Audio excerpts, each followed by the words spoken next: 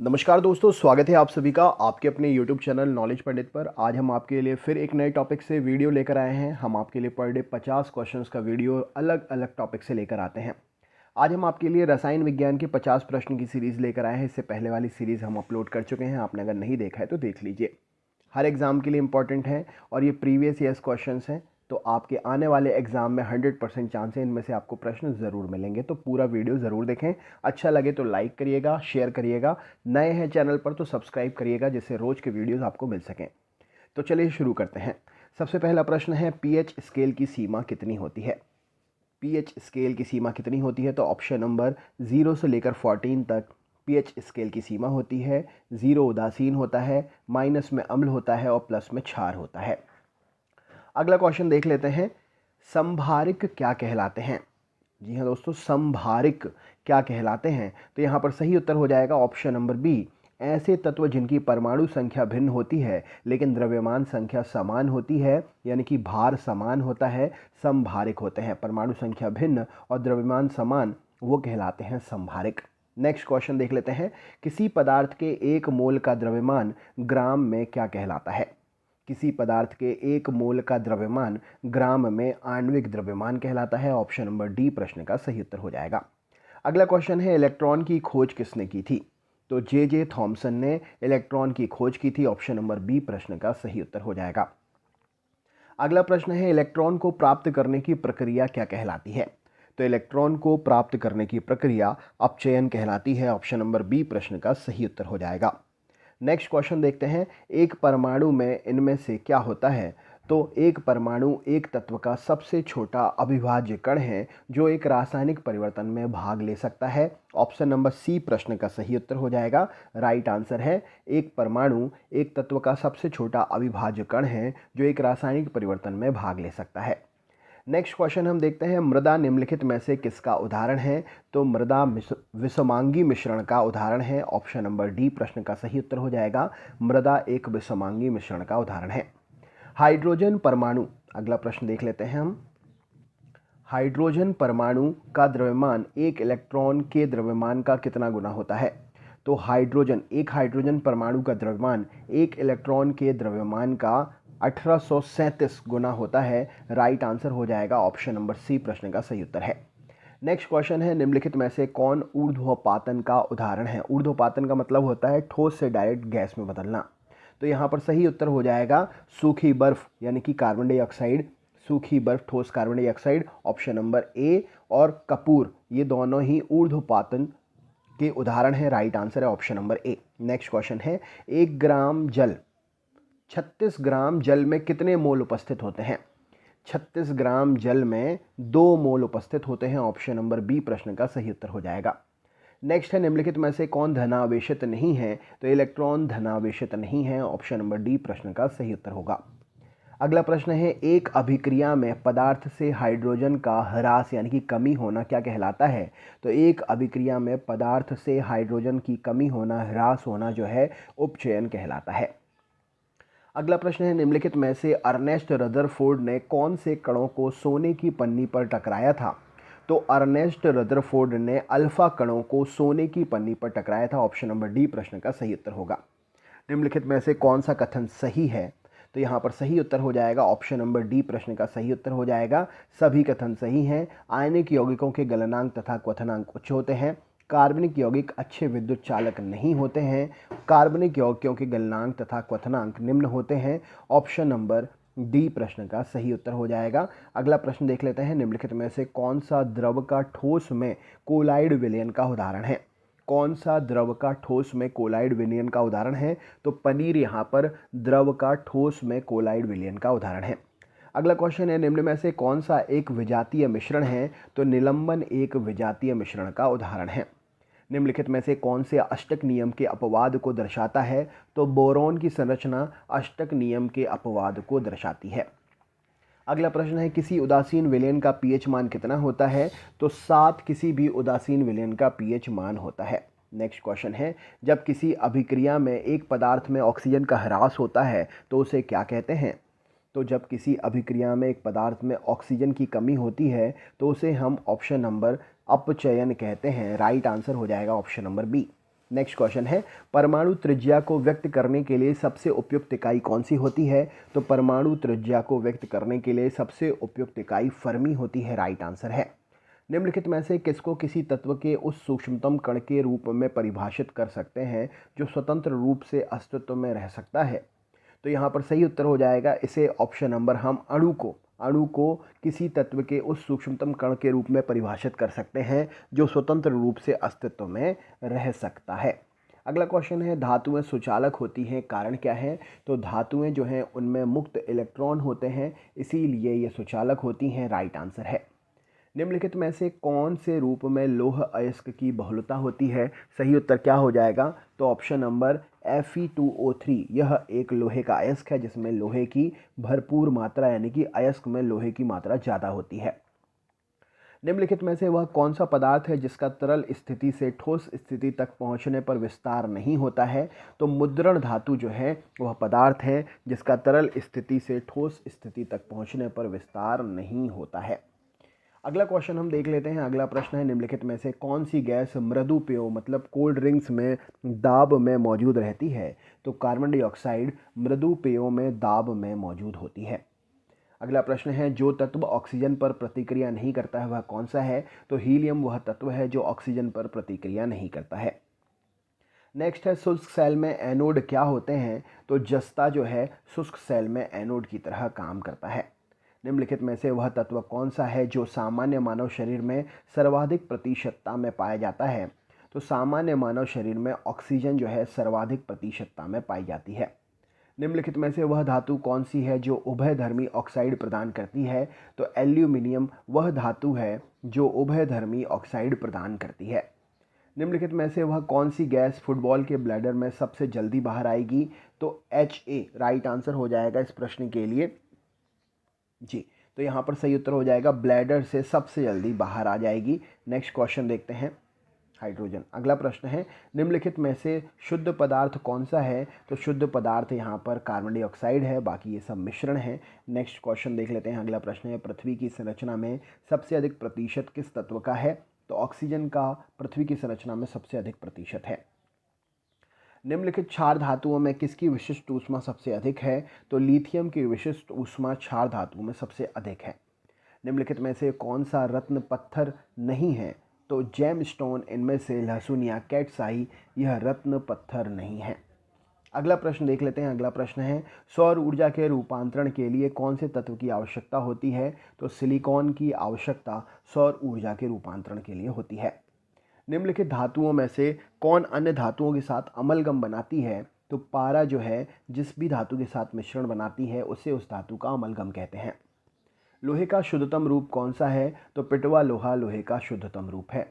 आदमी ने सबसे पहले किस धातु का प्रयोग किया था? तो आदमी ने सबसे पहले तांबा धातु का प्रयोग किया था, राइट आंसर है। एक धातु कुछ समय तक खुली हवा में पड़ी रही, उस पर हरे कार्बोनेट की परत बन गई, वह धातु कौन सी होगी? तो कॉपर। जी हाँ, तांबे पर कुछ समय पर खुली हवा में रखने के कारण उस पर कार्बोनेट की परत जम जाती है हरे रंग की। अगला क्वेश्चन देख लेते हैं। अगला प्रश्न है, इलेक्ट्रिक हीटर की कुंडली बनाने में किस सामग्री का प्रयोग करते हैं? तो नाइक्रोम के तार का प्रयोग करते हैं इलेक्ट्रिक हीटर की कुंडली बनाने में। वायुमंडल में हाइड्रोजन क्यों नहीं पाई जाती है? तो यह सबसे हल्की गैस होती है, इसीलिए वायुमंडल में नहीं पाई जाती है। अगला प्रश्न है, लोहे को जंग लगता है कैसे? तो ऑक्सीकरण के कारण लोहे में जंग लगता है। वायुमंडल में पाई जाने वाली नाइट्रोजन कैसी होती है? तो अदाह मतलब जलने में सहायक नहीं होती है जो वायुमंडल में नाइट्रोजन पाई जाती है।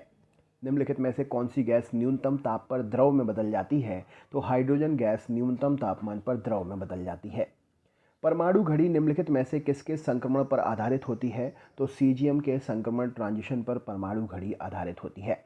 निम्नलिखित में से कौन सी धातु जल के साथ अभिक्रिया करके हाइड्रोजन पैदा नहीं करती है? तो कैडमियम जल के साथ अभिक्रिया करके हाइड्रोजन पैदा नहीं करती है। ऑक्सीजन जो जीवन के लिए अत्यावश्यक है प्रकाश संश्लेषण का उत्पाद है, और यह कहाँ से आती है? तो ऑक्सीजन जो है जल के अणुओं से टूटकर आती है।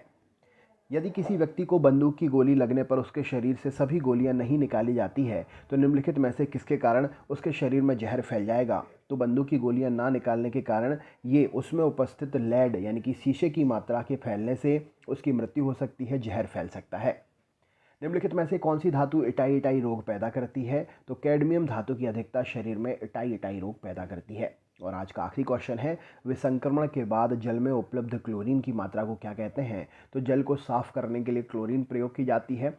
साफ करने के बाद बची हुई क्लोरीन विसंक्रमण के बाद जल में उपलब्ध क्लोरीन की मात्रा अवशिष्ट क्लोरीन कहलाती है। तो दोस्तों ये था सीरीज़ का अगला वीडियो। आगे भी वीडियोस आपको मिलते रहेंगे। चैनल पर अगर नए हैं तो सब्सक्राइब ज़रूर कर लें। वीडियो अच्छा लगा हो तो लाइक करिएगा, अपने ग्रुप में शेयर करिएगा, कमेंट करके ज़रूर बताएं कि कैसा लगा वीडियो। मिलते हैं नेक्स्ट पार्ट में, तब तक के लिए बहुत बहुत धन्यवाद। नमस्कार दोस्तों, स्वागत है आप सभी का आपके अपने YouTube चैनल नॉलेज पंडित पर। दोस्तों आज मैं फिर आप सभी के लिए एक नया वीडियो लेकर आए हूं। इसमें हम आपके लिए 50 क्वेश्चंस की सीरीज़ लेकर आ रहे हैं। हर दिन आपके लिए नए टॉपिक से वीडियो आता है। आज का आपका वीडियो मध्यकालीन भारत इतिहास के 50 क्वेश्चंस का है। ये सभी प्रीवियस ईयर्स क्वेश्चंस हैं और आने वाले एग्जाम में फुल चांस है कि इनमें से आपको क्वेश्चंस देखने को मिलेंगे। तो आप पूरा वीडियो देखिए, अंत तक देखिए। अच्छा लगता है तो लाइक करिए। चैनल पर अगर आप नए हैं तो सब्सक्राइब ज़रूर करें, जिससे डेली के वीडियोज़ आपको मिल सकें। तो चलिए शुरू करते हैं। सबसे पहला प्रश्न आप यहाँ पर देख रहे हैं, कुतुब मीनार किस प्रसिद्ध शासक ने पूरा किया था? तो यहाँ पर बात पूरा किए होने की बात हो रही है, तो यहाँ पर राइट आंसर हो जाएगा इल्तुतमिश। वह शासक था जिसने कुतुब मीनार को पूरा किया था। अगला प्रश्न है, लाख बख्श की उपाधि किस शासक को दी गई थी? तो लाख बख्श की उपाधि कुतुबुद्दीन ऐबक को दी गई थी। ऑप्शन नंबर डी प्रश्न के लिए सही उत्तर हो जाएगा। नेक्स्ट क्वेश्चन है, निम्नलिखित में से वह दिल्ली का सुल्तान कौन था जिसकी मृत्यु पोलो खेलते हुए हुई थी? तो दिल्ली का वह सुल्तान जिसकी मृत्यु पोलो खेलते हुए हुई थी, उसका नाम कुतुबुद्दीन ऐबक था। राइट आंसर हो जाएगा। नेक्स्ट क्वेश्चन है, उत्तर भारत में प्रथम मुस्लिम महिला शासक कौन थी? तो उत्तर भारत में प्रथम मुस्लिम महिला शासक जो रजिया सुल्तान थी। राइट आंसर हो जाएगा ऑप्शन नंबर ए। अगला क्वेश्चन है, मोहम्मद गौरी विजित प्रदेशों की देखभाल के लिए निम्नलिखित में से किस विश्वसनीय जनरल को छोड़कर गया था? तो मोहम्मद गौरी के द्वारा विजित प्रदेशों को यानी कि जीते गए प्रदेशों की देखभाल के लिए वह कुतुबुद्दीन ऐबक को छोड़कर गया था। ऑप्शन नंबर सी प्रश्न के लिए सही उत्तर हो जाएगा। नेक्स्ट क्वेश्चन है, रजिया सुल्तान इनमें से किसकी बेटी थी? तो रजिया सुल्तान अल्तमस की बेटी थी। ऑप्शन नंबर ए प्रश्न के लिए सही उत्तर हो जाएगा। अगला क्वेश्चन आपके सामने है, दिल्ली के सुल्तान का पद संभालने से पहले बलबन किस सुल्तान का प्रधानमंत्री था? तो दिल्ली के सुल्तान का पद संभालने से पहले बलबन जो था वह सुल्तान नसरुद्दीन का प्रधानमंत्री था। नेक्स्ट क्वेश्चन है, दिल्ली सल्तनत का राज्यकाल कब समाप्त हुआ था? तो 1526 में दिल्ली सल्तनत का राज्यकाल समाप्त हुआ था। अगला प्रश्न आपके सामने है, निम्नलिखित में से किसको शक्तिशाली सैन्य बलों के एक समूह चिहालगनी के विनाश का श्रेय दिया जाता है? तो बलबन को शक्तिशाली सैन्य बलों के एक समूह जिसका नाम चिहालगनी के नाम से जाना जाता है, उसके विनाश का श्रेय दिया जाता है। अगला क्वेश्चन है, चंगेज़ खान ने जलालुद्दीन का पीछा करते हुए किसके शासनकाल में भारत की सीमाओं पर आक्रमण किया था? तो चंगेज़ खान ने जलालुद्दीन का पीछा करते हुए इल्तुतमिश के शासनकाल में भारत की सीमाओं पर आक्रमण किया था। ऑप्शन नंबर बी प्रश्न का सही उत्तर हो जाएगा। नेक्स्ट क्वेश्चन है, दिल्ली के खिलजी सुल्तान इनमें से कौन थे? तो दिल्ली के खिलजी सुल्तान तुर्क से संबंधित रखते थे। ऑप्शन नंबर सी प्रश्न का सही उत्तर हो जाएगा। मदुरई एक सफलतापूर्वक बढ़ने वाला दिल्ली का जनरल कौन था? तो मदुरई तक सफलतापूर्वक बढ़ने वाला दिल्ली का जनरल मलिक काफूर था। ऑप्शन नंबर सी प्रश्न के लिए सही उत्तर होगा। नेक्स्ट क्वेश्चन है, स्वयं को दूसरा सिकंदर अर्थात सिकंदर ए सानी कहने वाला सुल्तान कौन था? तो स्वयं को दूसरा सिकंदर अर्थात सिकंदर ए सानी कहने वाला सुल्तान अलाउद्दीन खिलजी था। Right answer option number B हो जाएगा। अगला क्वेश्चन है, किसके शासनकाल में सबसे अधिक मंगोल आक्रमण हुए हैं? तो अलाउद्दीन खिलजी के शासनकाल में सबसे अधिक मंगोल आक्रमण हुए हैं। मोहम्मद बिन तुगलक निपुण था किस में? तो मोहम्मद बिन तुगलक दर्शन शास्त्र में निपुण था। ऑप्शन नंबर डी प्रश्न का सही उत्तर हो जाएगा। अगला क्वेश्चन है, सुल्तान वंश की विशालतम स्थायी सेना जिसका भुगतान सीधा राज्य द्वारा किया जाता था, इनमें से किसने बनाई थी? तो अलाउद्दीन खिलजी ने सुल्तान वंश की विशालतम स्थायी सेना बनाई थी जिसका भुगतान सीधा राज्य के द्वारा किया जाता था। दिल्ली के किस सुल्तान ने एक रोजगार विभाग, एक दान विभाग और एक परोपकारी चिकित्सालय की स्थापना की थी? तो फिरोज शाह तुगलक ने एक रोजगार विभाग, दान विभाग और परोपकारी चिकित्सालय की स्थापना करवाई थी। अगला क्वेश्चन है, इब्न बतूता किसके शासनकाल में भारत आया था? तो मोहम्मद बिन तुगलक के शासनकाल में इब्न बतूता भारत आया था। सन 1329 से 1330 के बीच किसने तांबे के सिक्के के रूप में प्रमाण स्वरूप मुद्रा प्रचलित की थी?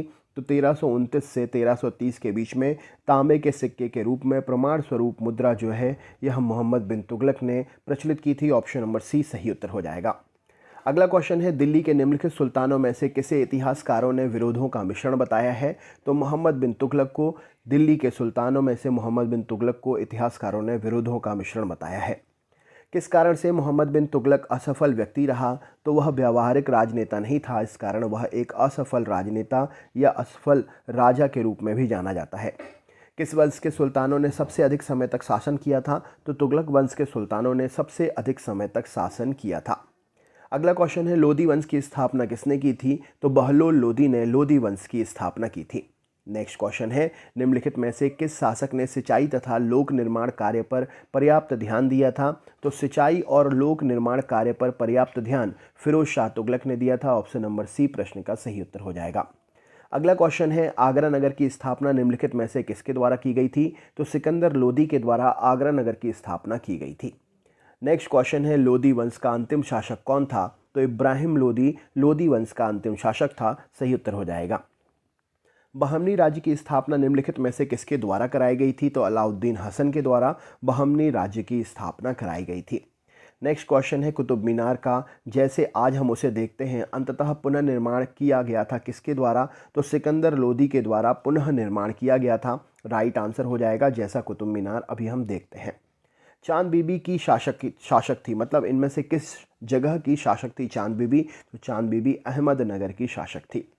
अगला क्वेश्चन है, निम्नलिखित बहमनी शासकों में से बीजापुर के प्रसिद्ध गोल गुंबज का निर्माण किसने कराया था? तो मोहम्मद आदिल शाह ने बहमनी शासक था जिसने बीजापुर में गोल गुंबज का निर्माण कराया था। निम्नलिखित में से वह कौन सा स्थान है जहां विश्व का सबसे बड़ा गुंबद अर्थात गोल गुंबद स्थित है? तो बीजापुर वह स्थान का नाम है जहां पर दुनिया का सबसे बड़ा गुंबद गोल गुंबद स्थित है। नेक्स्ट क्वेश्चन है, बहमनी राजाओं की राजधानी कौन सी थी? तो गुलबर्गा बहमनी राजाओं की राजधानी थी। अगला क्वेश्चन है, हम्पी, तिरुवन्नमलई, चिदम्बरम, श्रीरंगम, तिरुपति आदि में मंदिरों के सामने की ओर बने हुए राय गोपुरम का निर्माता कौन था? तो हम्पी, तिरुवन्नमलई, चिदम्बरम, श्रीरंगम, तिरुपति आदि मंदिरों के सामने बने राय गोपुरम का निर्माता ऑप्शन नंबर बी कृष्णदेवराय था। राइट आंसर हो जाएगा। नेक्स्ट क्वेश्चन देखते हैं। अगला प्रश्न आपके सामने है, यहाँ पर आपसे पूछा गया है, प्रसिद्ध मुस्लिम शासिका चांद बीबी निम्नलिखित में से किस राज्य से संबंधित थी? तो प्रसिद्ध मुस्लिम शासिका चांद बीबी अहमदनगर से संबंधित थी। विजयनगर के मध्यकाल नगरों को आजकल क्या कहते हैं? तो विजयनगर के मध्यकालीन नगर को हम्पी के नाम से जाना जाता है। विजयनगर के शासकों में सबसे महान शासक किसे माना जाता है? तो विजयनगर के शासकों में सबसे महान शासक कृष्णदेवराय को मानते हैं। कृष्णदेवराय किसके समकालीन थे? तो ऑप्शन नंबर सी अकबर के समकालीन थे, सॉरी माफ़ करिएगा, बाबर के समकालीन थे कृष्णदेवराय। विजयनगर के शासकों ने प्रोत्साहित किसे किया था? तो तमिल, तेलुगु और संस्कृत भाषा को विजयनगर के शासकों ने प्रोत्साहित किया था। अगला प्रश्न है, विजयनगर का प्रथम शासक कौन था जिसने पुर्तगालियों के साथ संधि की थी? तो कृष्णदेवराय विजयनगर का वह प्रथम शासक था जिसने पुर्तगालियों के साथ संधि की थी। विजयनगर के गौरव के भग्नावशेष और इसकी वास्तुशैली के ऐतिहासिक महत्व का स्थान अब कहाँ देखा जा सकता है? तो हम्पी में विजयनगर के गौरव के भग्नावशेष और इसकी वास्तुशैली के ऐतिहासिक महत्व का स्थान देखा जा सकता है। तराइन का युद्ध किस वर्ष लड़ा गया था? तो 1191 में तराइन का युद्ध लड़ा गया था। विजयनगर निम्नलिखित में से किस नदी के तट पर स्थित है? तो तुंगभद्रा नदी के तट पर विजयनगर स्थित है। संत कबीर का जन्म कहाँ पर हुआ था? तो वाराणसी में संत कबीर का जन्म हुआ था। ऑप्शन नंबर बी सही उत्तर हो जाएगा। निम्नलिखितों में इसमें कौन सी बात भक्ति आंदोलन और सूफी आंदोलन में साझा नहीं होती है? तो मूर्ति पूजा जो है यह भक्ति आंदोलन और सूफी आंदोलन में साझा नहीं होती है। महाराष्ट्र का महानतम भक्ति कवि कौन था? तो महाराष्ट्र का महानतम भक्ति कवि ऑप्शन नंबर तुकाराम जी थे। ऑप्शन नंबर बी प्रश्न का सही उत्तर हो जाएगा। निम्नलिखित दार्शनिक और उनके दर्शन समूहों में गलत जोड़ा कौन सा होगा? तो चैतन्य विशिष्ट अद्वैतवाद से यह गलत जोड़ा है। बाकी आचार्य शंकराचार्य अद्वैत, वल्लभाचार्य शुद्ध अद्वैत और चवार्क लोकायत, ये सब दर्शन सही हैं। अगला क्वेश्चन देखते हैं, श्रृंगेरी, बद्रीनाथ, द्वारका और पुरी में 4 मठों की स्थापना किसने की थी? तो आदि गुरु शंकराचार्य जी के द्वारा श्रृंगेरी, बद्रीनाथ, द्वारका और पुरी में 4 मठों की स्थापना हुई थी। मेवाड़ के राजघराने से संबंधित प्रसिद्ध भक्ति संत कौन था? तो मेवाड़ के राजघराने से प्रसिद्ध भक्ति संत ऑप्शन नंबर मीराबाई जी थी। राइट आंसर हो जाएगा। अगला क्वेश्चन है, अजमेर में किस सूफी फ़कीर की दरगाह है? तो अजमेर में ख्वाजा मोइनुद्दीन चिश्ती जी की दरगाह है, सही उत्तर है। भारत में चिश्ती आंदोलन को किसने स्थापित किया था? तो शेख मोइनुद्दीन चिश्ती ने भारत में चिश्ती आंदोलन को स्थापित किया था। तो दोस्तों ये थे 50 क्वेश्चंस के वीडियो। कैसे लगे आपके लिए कमेंट करके ज़रूर बताएं। चैनल पर अगर नए हैं तो सब्सक्राइब करना ना भूलें। वीडियो अच्छा लगा है तो लाइक ज़रूर करें। ये सीरीज़ यूं ही जारी रहेगी, तो अपने दोस्तों के साथ शेयर करें और भी चैनल से दोस्तों को जोड़ें। तो चलिए मिलते हैं नेक्स्ट वीडियो में। अपना ध्यान रखें। बहुत बहुत धन्यवाद।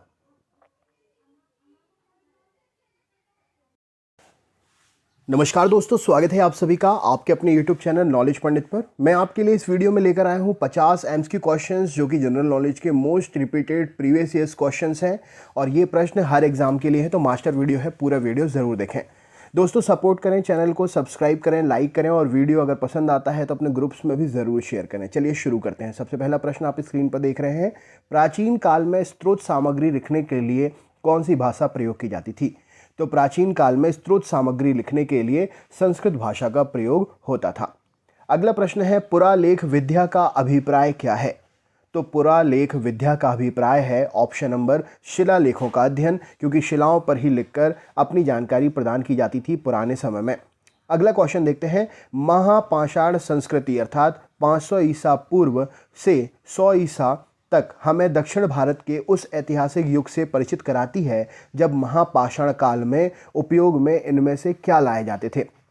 तो यहाँ पर सही उत्तर हो जाएगा महापाषाण काल। हमें क्वेश्चन से ही पता चलता है कि बड़े पत्थरों से घेरी गई समाधियाँ, कब्रें या पाषाण से संबंधित ऑप्शन ही यहाँ पर सही उत्तर हो जाएगा। अगला क्वेश्चन है, मानव द्वारा प्रयुक्त पहली धातु कौन सी थी? तो मानव द्वारा प्रयुक्त पहली धातु ऑप्शन नंबर कॉपर, तांबा प्रश्न का सही उत्तर हो जाएगा। नेक्स्ट क्वेश्चन देख लेते हैं। अगला प्रश्न आपके सामने है, कालीबंगन किस प्रदेश में स्थित है? कालीबंगन किस प्रदेश में स्थित है? तो यहाँ पर सही उत्तर हो जाएगा कालीबंगन राजस्थान प्रदेश में स्थित है। धातु से बने सिक्के सबसे पहले कहाँ पर प्रकट हुए थे? तो धातु से बने सिक्के सबसे पहले बुद्ध के काल में प्रकट हुए थे, उपयोग में लिए गए थे। राइट आंसर हो जाएगा। नेक्स्ट क्वेश्चन है आपके सामने, हड़प्पा के लोगों की सामाजिक पद्धति क्या थी? हड़प्पा के लोगों की सामाजिक पद्धति क्या थी? तो ऑप्शन नंबर उचित समतावादी हड़प्पा के लोगों की सामाजिक पद्धति थी। नेक्स्ट क्वेश्चन है, हड़प्पा की सभ्यता के बारे में कौन सी युक्ति सही है? हड़प्पा की सभ्यता के बारे में कौन सी युक्ति सही है? तो यहाँ पर राइट आंसर हो जाएगा, उन्होंने पशुपति का सम्मान करना आरंभ किया था। ऑप्शन नंबर सी प्रश्न के लिए सही उत्तर हो जाएगा। हड़प्पा की सभ्यता के बारे में यह लाइन सही है। नेक्स्ट क्वेश्चन है, भारत में खोजा गया सबसे पहला पुराना शहर कौन सा था? तो भारत में खोजा गया सबसे पहला पुराना शहर हड़प्पा, ऑप्शन नंबर ए प्रश्न के लिए सही उत्तर है। नेक्स्ट है, सिंधु घाटी की खुदाई में मिले अवशेषों में तत्कालीन व्यापारिक और आर्थिक विकास के द्योतक निम्न में से कौन है?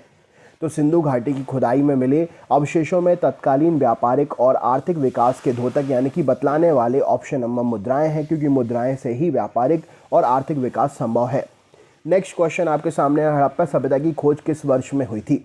हड़प्पा सभ्यता की खोज किस वर्ष में हुई थी? तो यह question option number right answer हो जाएगा इसका, इनमें से कोई नहीं। सही उत्तर हो जाएगा इनमें से कोई नहीं। नेक्स्ट क्वेश्चन है, हड़प्पा स्थलों की खुदाई में निम्नलिखित में से क्या नहीं मिला है? तो हड़प्पा सभ्यता की खुदाई स्थलों में से इनमें से शिखर सहित मंदिर नहीं मिले हैं। Option number D right answer हो जाएगा।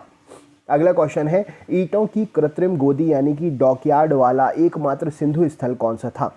तो ईंटों की कृत्रिम गोदी अर्थात डॉकयार्ड वाला एकमात्र सिंधु स्थल ऑप्शन नंबर लोथल है। ए प्रश्न का सही उत्तर है।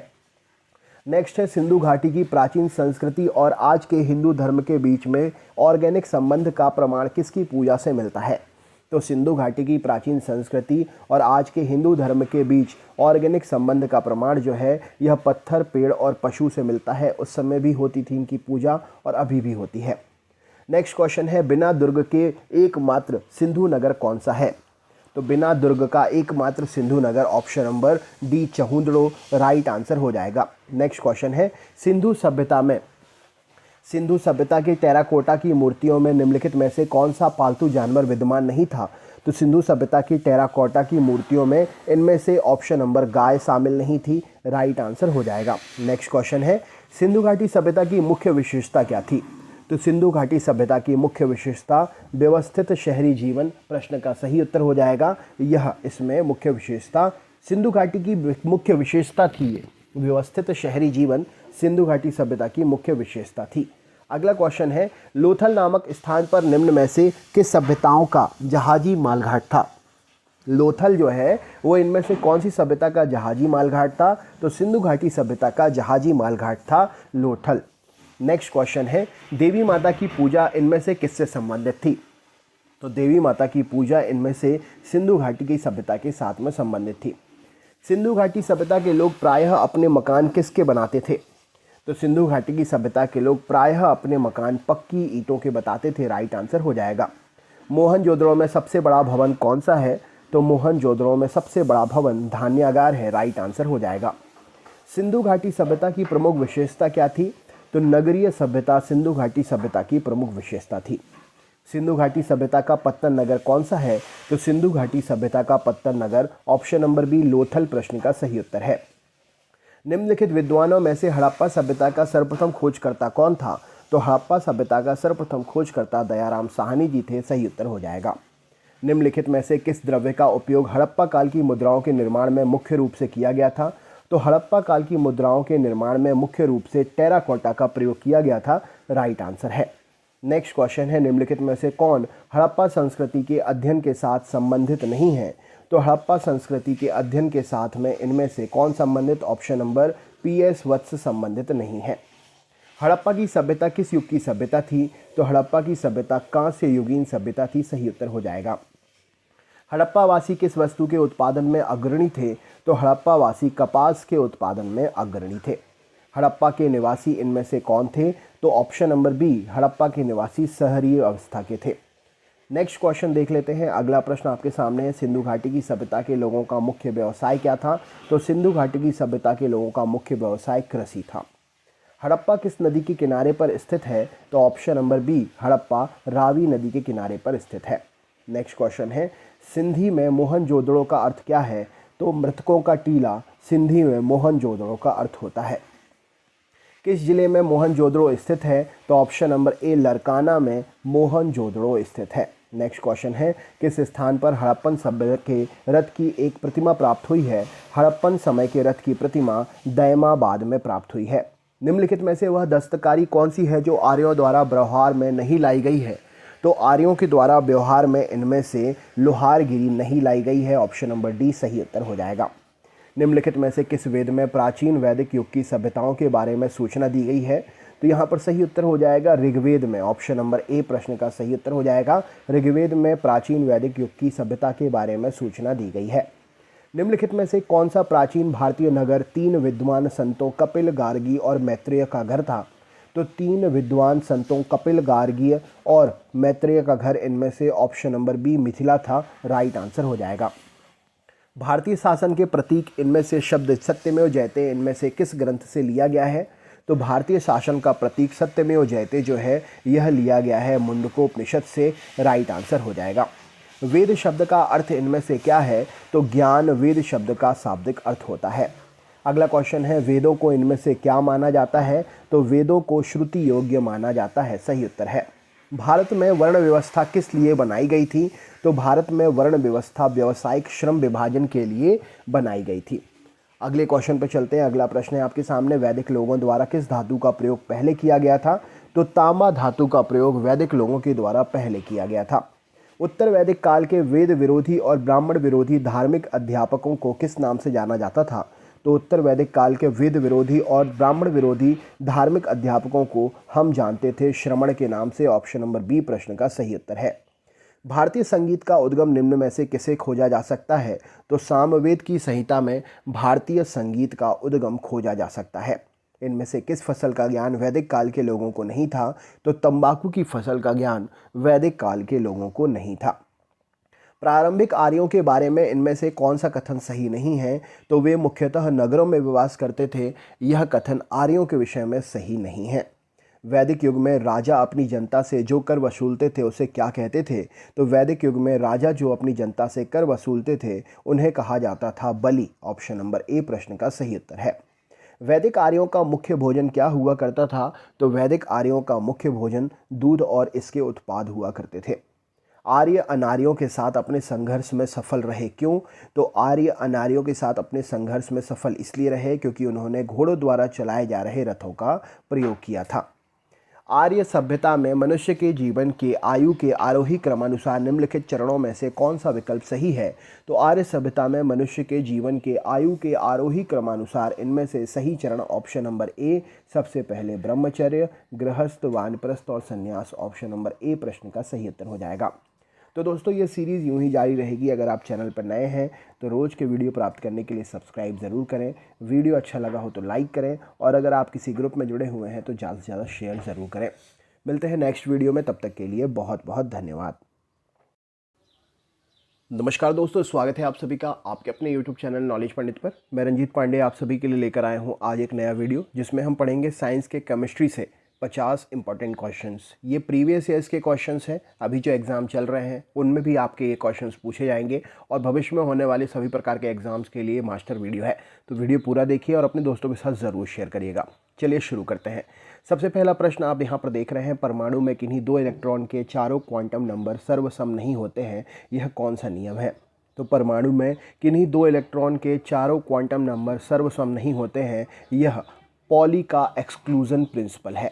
नेक्स्ट क्वेश्चन है, परमाणु के न्यूक्लियस में पाए जाने वाले मूल कण कौन से होते हैं? परमाणु के न्यूक्लियस में पाए जाने वाले मूल कण होते हैं न्यूट्रॉन और इलेक्ट्रॉन।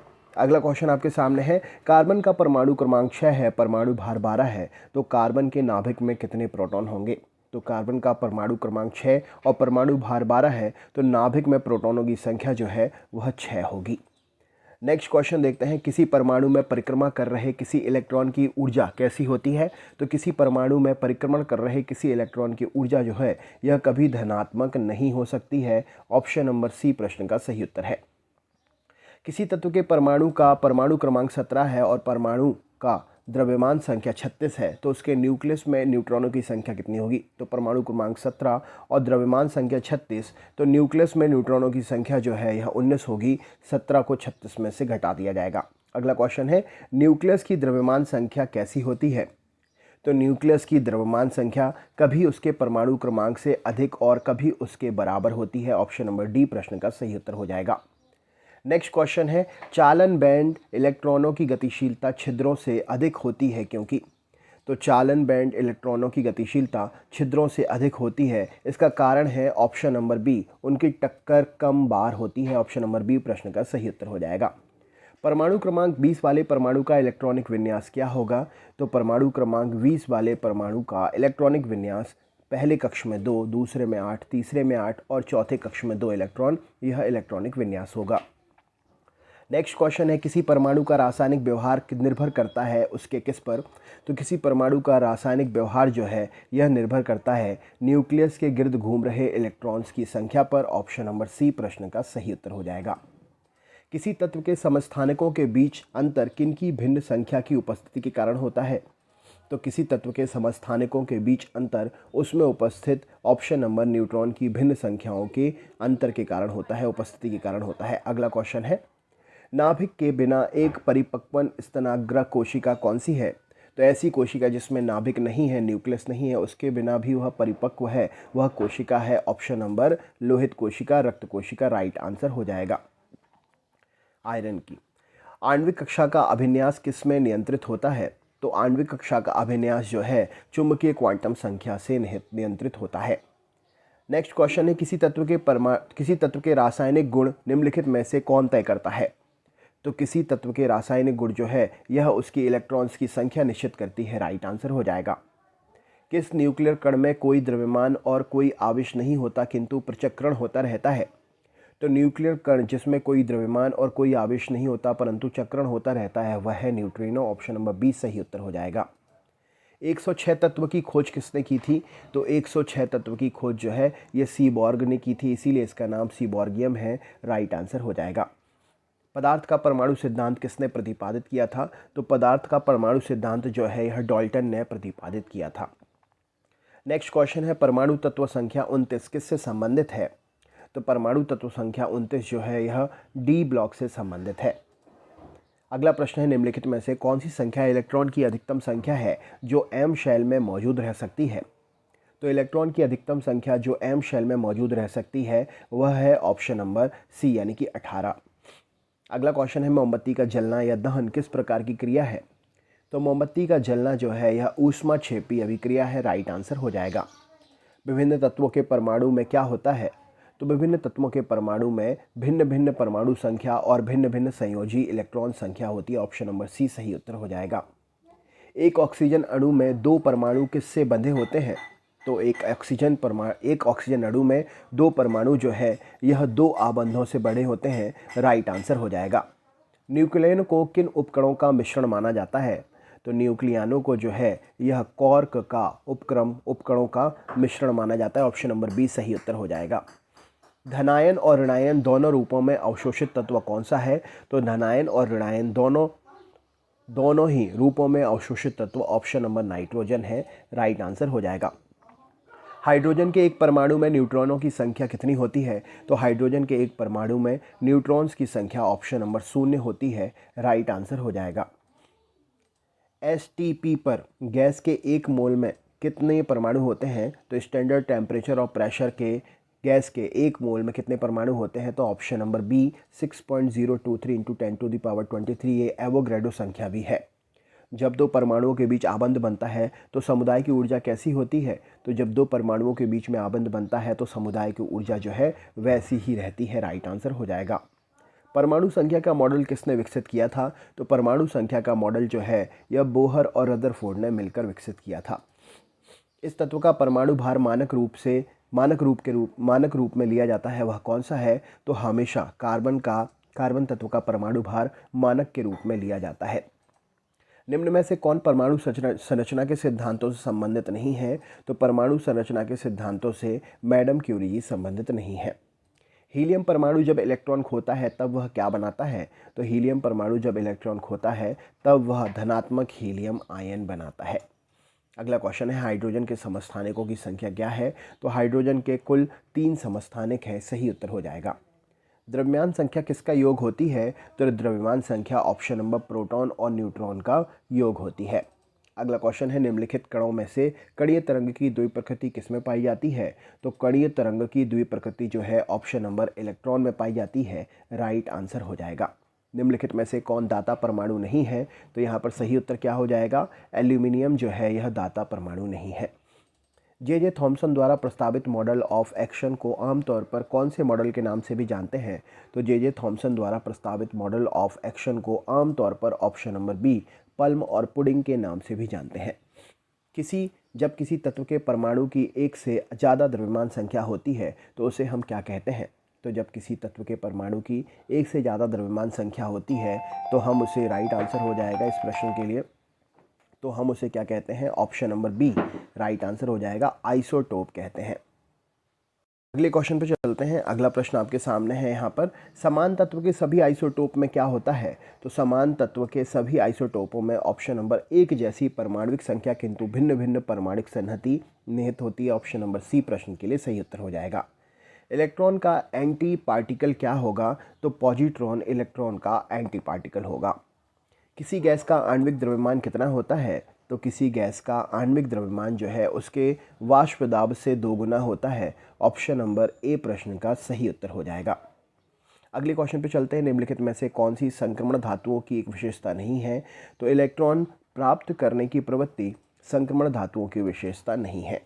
नेक्स्ट क्वेश्चन है, किसी कक्षा में 2 इलेक्ट्रॉनों में अंतर किससे ज्ञात किया जाता है? तो किसी कक्षा में 2 इलेक्ट्रॉनों में अंतर जो है ऑप्शन नंबर बी पृथक्करण क्वांटम संख्या से ज्ञात करते हैं। समभारकों में क्या होता है? तो समभारकों में समान भार संख्याएं किंतु विभिन्न परमाणु संख्याएं होती हैं। एथिलीन क्या है? तो एथिलीन जो है यह एक प्रकार से अध्रुवीय अणु है, राइट आंसर हो जाएगा। किसी परमाणु के उच्चतम ऊर्जा स्तर में स्थित इलेक्ट्रॉन्स को क्या कहते हैं? तो किसी परमाणु के उच्चतम ऊर्जा स्तर में स्थित इलेक्ट्रॉन्स को हम कहते हैं संयोजकता इलेक्ट्रॉन्स। नेक्स्ट क्वेश्चन है, निम्नलिखित में से कौन सा एक ऋण आयन होगा? तो यहाँ पर सही उत्तर हो जाएगा ऑप्शन नंबर बी, यदि उसमें न्यूट्रॉन से अधिक इलेक्ट्रॉन्स होंगे तो वह एक ऋण आयन होगा। इलेक्ट्रॉन किसकी गति में केंद्र के चारों ओर घूमते हैं? तो इलेक्ट्रॉन जो है यह कक्षीय गति में केंद्र के चारों ओर घूमते हैं। निम्नलिखित तत्वों में से किसी परमाणु संख्या फ्लोरीन की तुलना में अधिक है? तो यहाँ पर सही उत्तर हो जाएगा ऑप्शन नंबर ए, सोडियम की परमाणु संख्या फ्लोरीन की तुलना में अधिक है। सूक्ष्म परमाणु जिसके पास कोई विद्युत आवेश नहीं होता है, तो सूक्ष्मतम परमाणु जिसके पास कोई विद्युत आवेश नहीं है वह न्यूट्रॉन है। दो परमाणुओं के बीच बंध की प्रकृति किससे अधिक होती है यदि उनकी विद्युत ऋणात्मकता का अंतर कम हो? तो यहाँ पर सही उत्तर हो जाएगा संयोजकता। दो परमाणुओं के बीच की बंध की संयोजकता की प्रकृति अधिक होती है यदि उनकी विद्युत ऋणात्मकता का अंतर कम होता है। परमाणु के नाभिक के घटक क्या हैं? तो परमाणु के नाभिक में प्रोटॉन और न्यूट्रॉन होते हैं। तो दोस्तों ये सीरीज़ यूं ही जारी रहेगी। चैनल पर अगर नए हैं तो सब्सक्राइब ज़रूर कर लें, वीडियो को लाइक ज़रूर करें अगर अच्छा लगा है वीडियो, और अपने दोस्तों के साथ शेयर भी करें।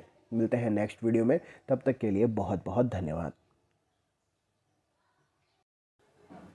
नमस्कार दोस्तों, स्वागत है आप सभी का आपके अपने YouTube चैनल नॉलेज पंडित पर। मैं रंजीत पांडे आज आपके लिए लेकर आया हूं बायोलॉजी के 50 मोस्ट इंपॉर्टेंट क्वेश्चंस, और ये प्रीवियस ईयर्स के क्वेश्चंस हैं जो एग्ज़ाम में कंटिन्यूसली पूछे जाते हैं।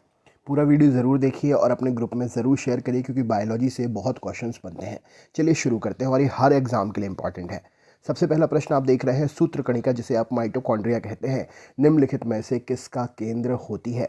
तो सूत्रकणिका जो है यह कोशिकीय श्वसन का केंद्र होती है। अगला प्रश्न आपके सामने है, निम्नलिखित में से वह व्यक्ति कौन है जिसने डीएनए का सबसे पहले पात्र विश्लेषण किया? वह पहला व्यक्ति या वह व्यक्ति जिसने डीएनए का सबसे पहला पात्र विश्लेषण किया वह है आर्थर कॉर्नबर्ग। नेक्स्ट क्वेश्चन है आपके सामने, किसकी उपस्थिति के कारण किसी पादप कोशिका और पशु कोशिका में अंतर पाया जाता है? तो यहाँ पर सही उत्तर हो जाएगा क्लोरोप्लास्ट की उपस्थिति के कारण किसी पशु कोशिका और पादप कोशिका में अंतर पाया जाता है। अगला प्रश्न आपके सामने है, कोशिकाओं के अध्ययन से संबंधित जैविकी की शाखा को क्या कहते हैं? तो कोशिकाओं के अध्ययन से संबंधित जैविकी की शाखा साइटोलॉजी कहलाती है। राइट आंसर हो जाएगा। अगला प्रश्न है, टॉक्सिकोलॉजी का संबंध इनमें से किसके अध्ययन से है? टॉक्सिकोलॉजी का संबंध जो है यह विष के अध्ययन से है, जहर के अध्ययन से है। निम्नलिखित में से किसको सेल का पावर प्लांट भी कहा जाता है? इनमें से किसे सेल का कोशिका का पावर प्लांट भी कहा जाता है? तो माइटोकॉन्ड्रिया को सेल का पावर हाउस, पावर प्लांट भी कहा जाता है। नेक्स्ट क्वेश्चन है, यूकैरियोटिक सेल में प्लाज्मा झिल्ली किसकी बनी होती है? तो यूकैरियोटिक सेल में प्लाज्मा झिल्ली जो है फॉस्फोलिपिड की बनी होती है। अगला प्रश्न है, सेल्यूलोज निम्नलिखित में से किसका मुख्य घटक होता है? तो सेल्यूलोज मुख्य रूप से कोशिका भित्ति का मुख्य घटक होता है।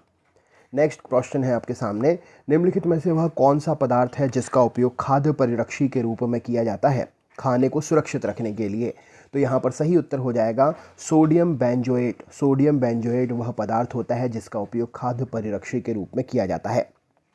अगला प्रश्न आपके सामने है, मिलान करना है आपको सूची 1 और सूची 2 से। एक्वाकल्चर किससे संबंधित है? फ्लोरीकल्चर किससे संबंधित है? सेरीकल्चर किससे संबंधित है? विटीकल्चर किससे संबंधित है? तो विटीकल्चर जो है अंगूर की खेती से है, फिर सेरीकल्चर जो है यह रेशम पालन से है, फ्लोरीकल्चर जो है फूल पुष्प से है, एक्वाकल्चर जो है यह मत्स्य से है। तो यहाँ पर सही उत्तर हो जाएगा ऑप्शन नंबर डी, प्रश्न का सही उत्तर हो जाएगा। नेक्स्ट क्वेश्चन है, निम्नलिखित में से कौन सी घटना पहले घटी थी? ये वो कार्य है जो आपको देखना है, और कौन सा काम सबसे पहले हुआ था यहाँ पर आपसे पूछा गया है। निम्नलिखित में से कौन सी घटना सबसे पहले घटी थी? तो यहाँ पर सही उत्तर हो जाएगा जेम्स डी वॉटसन और फ्रांसिस क्रिक ने जीन के डीएनए की संरचना की खोज की थी। ऑप्शन नंबर ए, प्रश्न का सही उत्तर हो जाएगा। ये सारे कार्य हुए हैं लेकिन सब में सबसे पहले काम हुआ है जेम्स डी वॉटसन और फ्रांसिस क्रिक ने जीन के डीएनए की संरचना की खोज की थी। अगला प्रश्न है, जीवित जीवों के संरचनात्मक और प्रकारात्मक इकाई क्या है? तो जीवित जीवों की संरचनात्मक और प्रकारात्मक इकाई जो है वह कोशिका है। नेक्स्ट क्वेश्चन आपके सामने है, निम्नलिखित में से किस कोशिका द्रव्य कोशिकांग को यूकैरियोटिक कोशिकाओं के भीतर प्रोकैरियोटिक कोशिकाएं माना जाता है? तो यहाँ पर सही उत्तर हो जाएगा ग्लाइऑक्सिसोम। ग्लाइऑक्सिसोम जो है यह कोशिका द्रव्य हैं और कोशिकांग हैं जो यूकैरियोटिक कोशिकाओं के भीतर प्रोकैरियोटिक कोशिकाएं माना जाता है। अगला क्वेश्चन है, प्रतिजन क्या होता है? तो प्रतिजन प्रतिरक्षी निर्माण के लिए उद्दीपन करने का काम करता है। ऑप्शन नंबर सी, प्रश्न का सही उत्तर हो जाएगा। नेक्स्ट प्रश्न है, अनुवांशिक सूचनाओं का मास्टर कॉपी किसे कहा जाता है? तो अनुवांशिक सूचनाओं का मास्टर कॉपी डीएनए को कहते हैं। ऑप्शन नंबर डीएनए, प्रश्न का सही उत्तर हो जाएगा। सेल्यूलोज भित्ति किसके सेलों में पाई जाती है? तो सेल्यूलोज भित्ति जो है यह पौधों की सेलों में पाई जाती है। राइट आंसर हो जाएगा। अगला क्वेश्चन है, नग्न आँखों से देखे जा सकने वाले कोशिकाणुओं का सबसे छोटा आकार क्या है? तो नग्न आँखों से देखे जा सकने वाले कोशाणु का सबसे छोटा आकार option number 100 micron right answer हो जाएगा। नेक्स्ट क्वेश्चन है, कोशिका किसके कारण स्फीत हो जाती है, बढ़ जाती है? तो अंतः परासरण की प्रक्रिया, जिसमें आपने देखा होगा अंगूर को पानी में भिगोकर रखने पर, माफ़ करिएगा, किशमिश को पानी में भिगोकर रखने पर सुबह तक वो फूल जाती है, यह भी अंतः परासरण की प्रक्रिया है, राइट आंसर हो जाएगा। नेक्स्ट क्वेश्चन है, निम्नलिखित में से कौन सा पादप रंजक लाल और सुदूर लाल प्रकाश क्षेत्र में अवशोषित होता है? तो सुदूर लाल या लाल पादप रंजक, इनमें से सही उत्तर हो जाएगा ऑप्शन नंबर फाइटोक्रोम। फाइटोक्रोम नाम का जो पादप रंजक होता है वह सुदूर लाल और लाल प्रकाश क्षेत्र में अवशोषित होता है। किसमें रखे जाने पर कोशिका का आयतन बढ़ जाता है? तो समपरासरणीय घोल में रखे जाने पर कोशिका का आयतन जो है वह बढ़ जाता है। अंतःशोषण की प्रक्रिया में क्या निहित होता है? तो अंतःशोषण की प्रक्रिया में ऑप्शन नंबर सही उत्तर हो जाएगा अवशोषण निहित होता है। राइट आंसर क्या हो जाएगा? अवशोषण। ऑप्शन नंबर ए विसरण है, कोशिका का क्रिया है, अवशोषण है। ऑप्शन नंबर डी, ए और बी दोनों हैं, तो यहाँ पर ऑप्शन नंबर सी अवशोषण। तो अंतःशोषण की प्रक्रिया में अवशोषण निहित है। वृक्क के आकार की द्वार कोशिकाएं किसमें पाई जाती हैं? तो वृक्क के आकार की द्वार कोशिकाएं द्विबीजीय पादपों में पाई जाती हैं, राइट आंसर हो जाएगा। अगला क्वेश्चन है, ऊतक जन जिससे बाह्य त्वचा बनती है उसे हम किस नाम से जानते हैं? तो वह ऊतक जन जिससे बाह्य त्वचा बनती है उसे हम त्वचा जन के नाम से जानते हैं। रंध्र मुख द्वार इस पर आधारित होते हैं या रंध्र मुख इनमें से किस पर आधारित होते हैं? तो रंध्र मुख जो है अंतः परासरण की क्रिया में मुख पर, रंध्र द्वार मुख पर अंतः परासरण की क्रिया में आधारित होते हैं। नेक्स्ट क्वेश्चन है, डंबलाकार द्वार कोशिकाएं किसमें होती हैं? तो डंबलाकार द्वार कोशिकाएं गेहूं में होती हैं। नेक्स्ट है, सबसे बड़ा एक कोशीय जीव कौन है? तो अमीबा सबसे बड़ा एक कोशीय जीव है। ऑप्शन नंबर डी प्रश्न के लिए सही उत्तर हो जाएगा। नेक्स्ट क्वेश्चन है, हरित ब्लॉक का संबंध किससे है? तो जैव ईंटें हरित ब्लॉक कहलाएंगी, राइट आंसर हो जाएगा इस प्रश्न के लिए जैव ब्लॉक। नेक्स्ट क्वेश्चन देखते हैं, पैरामीशियम में उत्सर्जन द्वारक को किस नाम से जाना जाता है? पैरामीशियम में उत्सर्जन द्वारक को किस नाम से? तो इसे हम साइटोपॉइज के नाम से जानते हैं। पैरामीशियम में उत्सर्जन द्वारक को साइटोपॉइज के नाम से जानते हैं। नेक्स्ट क्वेश्चन है, बारी पिंड किस में पाया जाता है? बारी पिंड किस में पाया जाता है? तो मादा कायिक कोशिकाओं में बारी पिंड पाया जाता है। ग्लूकोज किसका एक प्रकार होता है? तो हेक्सोज शर्करा का मुख्य प्रकार होता है ग्लूकोज। ऑप्शन नंबर बी प्रश्न का सही उत्तर हो जाएगा। नेक्स्ट है, एक मृदुतक कोशिका जो कि कोशिकीय अजैव पदार्थ संग्रह करती है क्या कहलाती है? तो एक मृदुतक कोशिका जो कि कोशिकीय अजैव पदार्थ संग्रहित करती है इसे हम आइडियोब्लास्ट या विचित्र कोशिका कहते हैं, राइट आंसर हो जाएगा ऑप्शन नंबर आइडियोब्लास्ट या विचित्र कोशिका। ज्ञात सबसे छोटा प्रोकैरियोटिक जीव कौन सा है? तो ज्ञात सबसे छोटा प्रोकैरियोटिक जीव माइकोप्लाज्मा है, राइट आंसर हो जाएगा। जीवाणु कोशिका में सूत्रकणिका की संख्या कितनी है? तो जीवाणु कणिका कोशिका में सूत्रकणिका की संख्या 0 होती है, राइट आंसर हो जाएगा। कोशिकाओं में तुरंत ऊर्जा उत्पादन के लिए हमको क्या लेना चाहिए? तो कोशिकाओं में तुरंत ऊर्जा उत्पादन के लिए हमें ग्लूकोज लेना चाहिए, राइट आंसर है। अगला क्वेश्चन है, स्टार्च का शर्करा में परिवर्तन होना किसके लिए अनिवार्य है? तो स्टार्च का शर्करा में परिवर्तन होना रंध्री द्वार के लिए अनिवार्य है।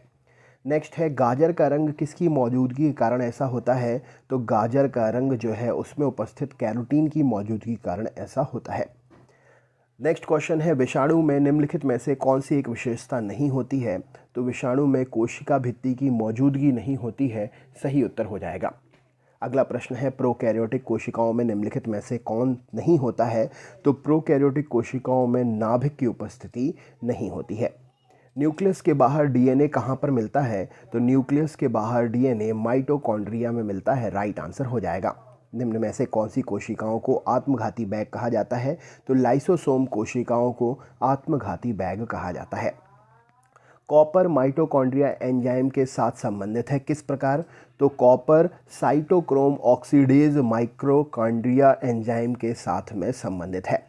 पैंक्रियाज की कोशिकाएं जो इंसुलिन उत्पन्न करती हैं क्या कहलाती हैं? तो पैंक्रियाज की कोशिकाएं जो इंसुलिन उत्पन्न करती हैं आइलेट्स ऑफ लेगरहैंस कहलाती हैं। निम्नलिखित में से किसने पादप ऊतक संवर्धन का कार्य आरंभ किया है? तो हैबर लेडिड ने पादप ऊतक संवर्धन का कार्य जो है आरंभ किया है। निम्नलिखित में से कौन सा जीव कोशिका सिद्धांत के अनुरूप नहीं है? तो वायरस जो है यह कोशिका सिद्धांत के अनुरूप नहीं है। क्लोरोफिल को किसके द्वारा सबसे पहले पृथक और नामित किया गया? तो केवेंटू और पेलेटियर के द्वारा क्लोरोफिल को सबसे पहले पृथक किया गया और नामित भी किया गया। वह कोशिका अंग है, वह कोशिका इनमें से वह कौन सा कोशिका अंग है जिसमें श्वसन और ऊर्जा उत्पादन के जैसी जैव रासायनिक प्रक्रिया होती हैं? तो माइटोकॉन्ड्रिया। माइटोकॉन्ड्रिया वह कोशिका अंगक है जिसमें श्वसन और ऊर्जा उत्पादन जैसी जैव रासायनिक प्रक्रियाएं होती हैं। अगला क्वेश्चन है, निम्नलिखित में से कौन सा जीव कोशिका सिद्धांत के अनुरूप नहीं है? तो वायरस जो है कोशिका सिद्धांत के अनुरूप नहीं है। निम्नलिखित में से कौन सी कोशिका अंगक केवल वनस्पति कोशिकाओं में उपस्थित होती है? तो ऑप्शन नंबर कोशिका भित्ति केवल वनस्पति कोशिकाओं में उपस्थित होती है। निम्नलिखित में से कौन एक संयोजी ऊतक नहीं है? तो हृदय मांसपेशी एक संयोजी ऊतक नहीं है। निम्नलिखित में से कौन सी कोशिका अंगक कोशिकीय श्वसन के लिए उत्तरदायी है? तो सूत्रकणिका कोशिका अंगक कोशिकीय श्वसन के लिए उत्तरदायी है। तो दोस्तों ये थे 50 क्वेश्चंस के बायोलॉजी के वीडियो। कैसे लगा आपको कमेंट करके ज़रूर बताइए। नए हैं सब्सक्राइब करिएगा, लाइक करिएगा, शेयर करिएगा और नेक्स्ट वीडियो ज़रूर देखें। अपने दोस्तों को भी ज़रूर चैनल के बारे में बताएं। मिलते हैं नेक्स्ट वीडियो में। बहुत बहुत धन्यवाद। नमस्कार दोस्तों, स्वागत है आप सभी का आपके अपने YouTube चैनल नॉलेज पंडित पर। मैं रंजीत पांडे आप सभी का आज एक नए वीडियो में फिर से स्वागत करता हूं। दोस्तों आज इस वीडियो में हम आधुनिक भारत के इतिहास के 200 प्लस क्वेश्चंस पढ़ेंगे और ये सभी पिछले एग्जाम में पूछे गए प्रश्न हैं। तो सिलेक्ट करके ये 200 क्वेश्चंस आपके लिए लेकर आया हूँ। वीडियो पूरा देखिएगा, बहुत मेहनत लगती है क्वेश्चंस को कलेक्ट कर आपका लाइन में। दोस्तों आज बसंत पंचमी है, तो आप सभी को बसंत पंचमी की ढेर सारी शुभकामनाएं। माता सरस्वती आप सभी को जल्द से जल्द एग्जाम में सिलेक्शन दिलवाए और आप अच्छी से अच्छी एक जो भी पोस्ट की आप तैयारी कर रहे हैं उसमें सेलेक्ट हो जाए, यही शुभकामनाएं हैं। चलिए शुरू करते हैं। सबसे पहला प्रश्न है, किसके काल में बोर्ड ऑफ रेवेन्यू की स्थापना हुई थी? तो वॉरेन हेस्टिंग के कार्यकाल में बोर्ड ऑफ रेवेन्यू की स्थापना हुई थी। अंग्रेजों को प्रशासनिक किस अंग्रेज को प्रशासनिक सेवा का जनक कहा जाता है? तो कॉर्नवालिस को, लॉर्ड कॉर्नवालिस को प्रशासनिक सेवा का जनक कहा जाता है। कलकत्ता में स्थित फोर्ट विलियम कॉलेज की स्थापना किसने की? तो लॉर्ड वेलेस्ली ने कलकत्ता में स्थित फोर्ट विलियम कॉलेज की स्थापना की थी। टेंसी एक्ट या काश्तकारी अधिनियम कब लागू हुआ था? तो 1822 में टेंसी एक्ट या काश्तकारी अधिनियम लागू हुआ था। बैरकपुर में सैन्य विद्रोह कब आरंभ हुआ था? तो 1824 में बैरकपुर से सैन्य विद्रोह आरंभ हुआ था। किस गवर्नर जनरल का कार्यकाल शिक्षा सुधारों के लिए माना जाता है? तो विलियम बेंटिंग का कार्यकाल शिक्षा सुधार के लिए जाना जाता है। कलकत्ता मेडिकल कॉलेज की स्थापना कब और किसने की थी? तो 1835 में विलियम बेंटिंग ने कलकत्ता मेडिकल कॉलेज की स्थापना की थी। बालिका हत्या पर प्रतिबंध कब लगाया गया था? तो 1830 में बालिका हत्या पर प्रतिबंध लगाया गया था। किसे भारतीय प्रेस का मुक्तिदाता कहते हैं? तो लॉर्ड चार्ल्स मैडकॉफ को भारतीय प्रेस का मुक्तिदाता कहा जाता है। इनाम कमीशन की स्थापना किसने की थी? तो लॉर्ड डलहौजी ने इनाम कमीशन की स्थापना की थी। किस कर व्यवस्था के अंतर्गत किसानों से उपज का 50% वसूला जाता था? तो रैयतवाड़ी व्यवस्था थी जिसके अंतर्गत किसानों से उपज का 50% वसूला जाता था। नरबली प्रथा का अंत किस गवर्नर के कार्यकाल में हुआ? तो लॉर्ड डलहौजी के कार्यकाल में नरबली प्रथा का अंत हुआ था। भारत से ब्रिटेन की ओर संपत्ति के अपवहन का सिद्धांत किसने प्रतिपादित किया? तो दादा भाई नौरोजी ने भारत से ब्रिटेन की ओर संपत्ति के अपवहन के सिद्धांत को प्रतिपादित किया था। भारत में टेलीग्राफ लाइन किसने शुरू की थी? तो कलकत्ता और आगरा के बीच में लॉर्ड डलहौजी ने टेलीग्राफ लाइन शुरू की थी। भारत में पहली सूती वस्त्र मिल कहाँ पर स्थापित हुई थी? तो मुंबई में भारत में पहली सूती वस्त्र मिल स्थापित हुई थी। भारत में अंग्रेजों की लूट किस महत्वपूर्ण घटना के बाद शुरू हुई? तो प्लासी के युद्ध के बाद में भारत में अंग्रेजों की लूट महत्वपूर्ण रूप से शुरू हुई थी। भारत में प्रथम रेलवे लाइन किसने बिछवाई थी? तो जॉर्ज क्लार्क ने भारत में प्रथम रेलवे लाइन बिछवाई थी।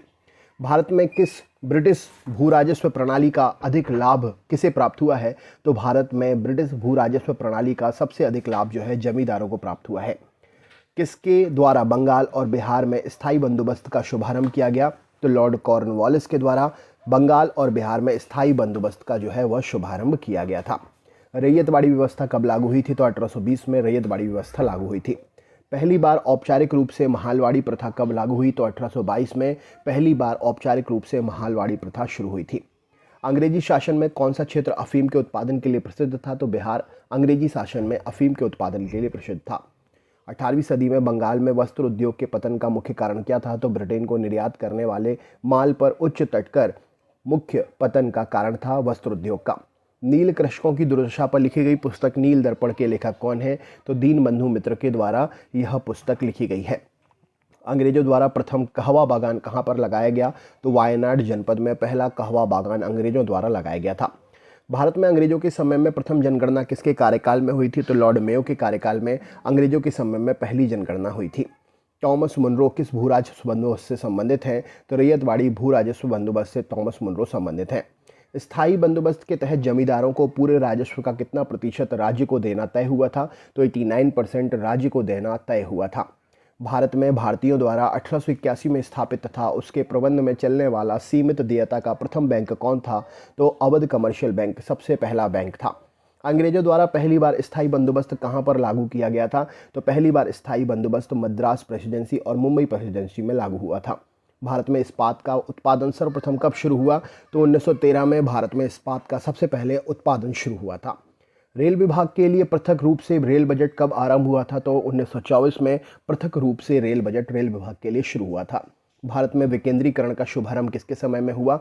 तो विकेंद्रीकरण का शुभारंभ लॉर्ड मेयो के समय में हुआ था। भारत और इंग्लैंड के आर्थिक हित प्रत्येक क्षेत्र में टकराते हैं, यह कथन किसका है? तो यह कथन जवाहरलाल नेहरू का है। दोस्तों प्लीज़ वीडियो को ज़्यादा से ज़्यादा शेयर करिएगा। अगला क्वेश्चन है, poverty and un British rule in India के लेखक कौन है? तो Dadabhai Naoroji poverty and un British rule in India के लेखक हैं। भारत में आधुनिक उद्योगों की स्थापना कब प्रारंभ मानी जाती है? तो 1850 में आधुनिक उद्योगों की स्थापना प्रारंभ मानी जाती है। भारत में रेलवे की स्थापना को आधुनिक उद्योग की अग्रदूत या जननी की संज्ञा किसने दी थी?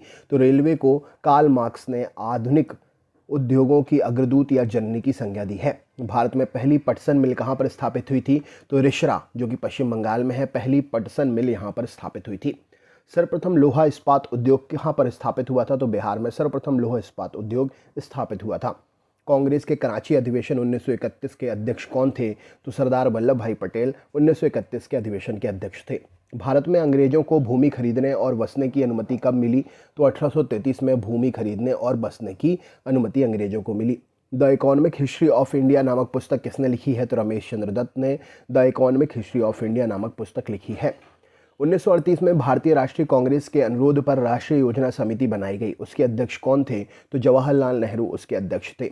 अगला क्वेश्चन है, किसके काल में सिंचाई उद्योग या सिंचाई आयोग का गठन हुआ? तो सिंचाई आयोग लॉर्ड कर्जन के काल में गठित हुआ था। कृषि विभाग की स्थापना कब हुई थी? तो 1872 में कृषि विभाग की स्थापना हुई थी। किस स्थान पर 1866 में भीषण अकाल पड़ा था? तो उड़ीसा में 1866 के समय में भीषण अकाल पड़ा था। कलकत्ता में मुस्लिम शिक्षा के विकास के लिए मदरसा कब स्थापित हुआ? तो मदरसा 1772 में मुस्लिम शिक्षा के लिए स्थापित हुआ था कलकत्ता में। पहले समाचार पत्र बंगाल गजट का प्रकाशन कब हुआ? तो 1780 में पहले समाचार पत्र बंगाल गजट का प्रकाशन हुआ था। गीता का अंग्रेजी में अनुवाद किसने किया? तो विलियम विल्किंस ने गीता का अंग्रेजी में अनुवादन किया था। बिजली संचालित तार सेवा पहली बार कहाँ आरंभ हुई? तो कलकत्ता एवं आगरा के मध्य में यह तार सेवा सबसे पहले शुरू हुई थी। बनारस संस्कृत विश्वविद्यालय के संस्थापक कौन है? तो जोनाथन डंकन बनारस संस्कृत विश्वविद्यालय के संस्थापक थे। प्रशासनिक अव्यवस्था के आधार पर डलहौजी ने कौन सा राज्य ब्रिटिश साम्राज्य में मिलाया था? तो अवध को ब्रिटिश साम्राज्य में प्रशासनिक अव्यवस्था के आधार पर डलहौजी ने मिलाया था। नेक्स्ट क्वेश्चन देखते हैं। अगला प्रश्न है, भारत में आधुनिक शिक्षा प्रणाली की नींव कब पड़ी? तो 1835 में भारत में आधुनिक शिक्षा प्रणाली की नींव पड़ी। भारत में डाक टिकट कब आरंभ हुए थे? तो लॉर्ड डलहौजी के समय में डाक टिकट आरंभ हुए थे। अवध में स्वायत्त राज्य की संस्थापक कौन था? तो अवध में स्वायत्त राज्य के संस्थापक शहादत खान बुरहान उन मुल्क थे। नेक्स्ट क्वेश्चन है, सुरक्षा प्रकोष्ठ नीति किससे संबंधित है? तो सुरक्षा प्रकोष्ठ नीति जो है यह वॉरेन हेस्टिंग से संबंधित है।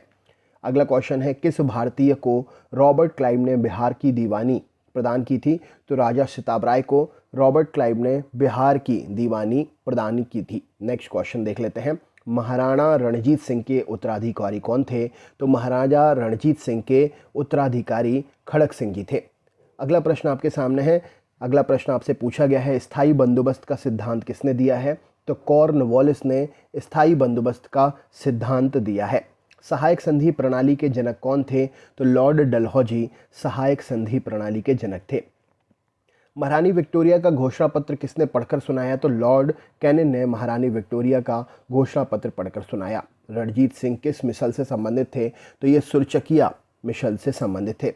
किसने अपनी राजधानी मुर्शिदाबाद से मुंगेर स्थापित की थी? तो मीर कासिम ने अपनी राजधानी मुर्शिदाबाद से मुंगेर स्थापित की थी। बक्सर के युद्ध जो कि 1764 में हुआ था, उस समय दिल्ली का शासक कौन था? तो शाह आलम द्वितीय दिल्ली का शासक था। टीपू सुल्तान की मृत्यु कब हुई? तो 1799 में टीपू सुल्तान की मृत्यु हुई। डिंडीगुल क्या है? तो तमिलनाडु के एक शहर का नाम है डिंडीगुल। किसके समय में कलकत्ता उच्च न्यायालय की स्थापना की गई? तो वॉरेन हेस्टिंग के समय में कलकत्ता उच्च न्यायालय की स्थापना हुई। ब्रिटिश भारतीय राज्य क्षेत्र के विस्तार का अंत किस समय में हुआ? तो डफरिन के समय में ब्रिटिश भारतीय राज्य क्षेत्र के विस्तार का अंत हुआ था।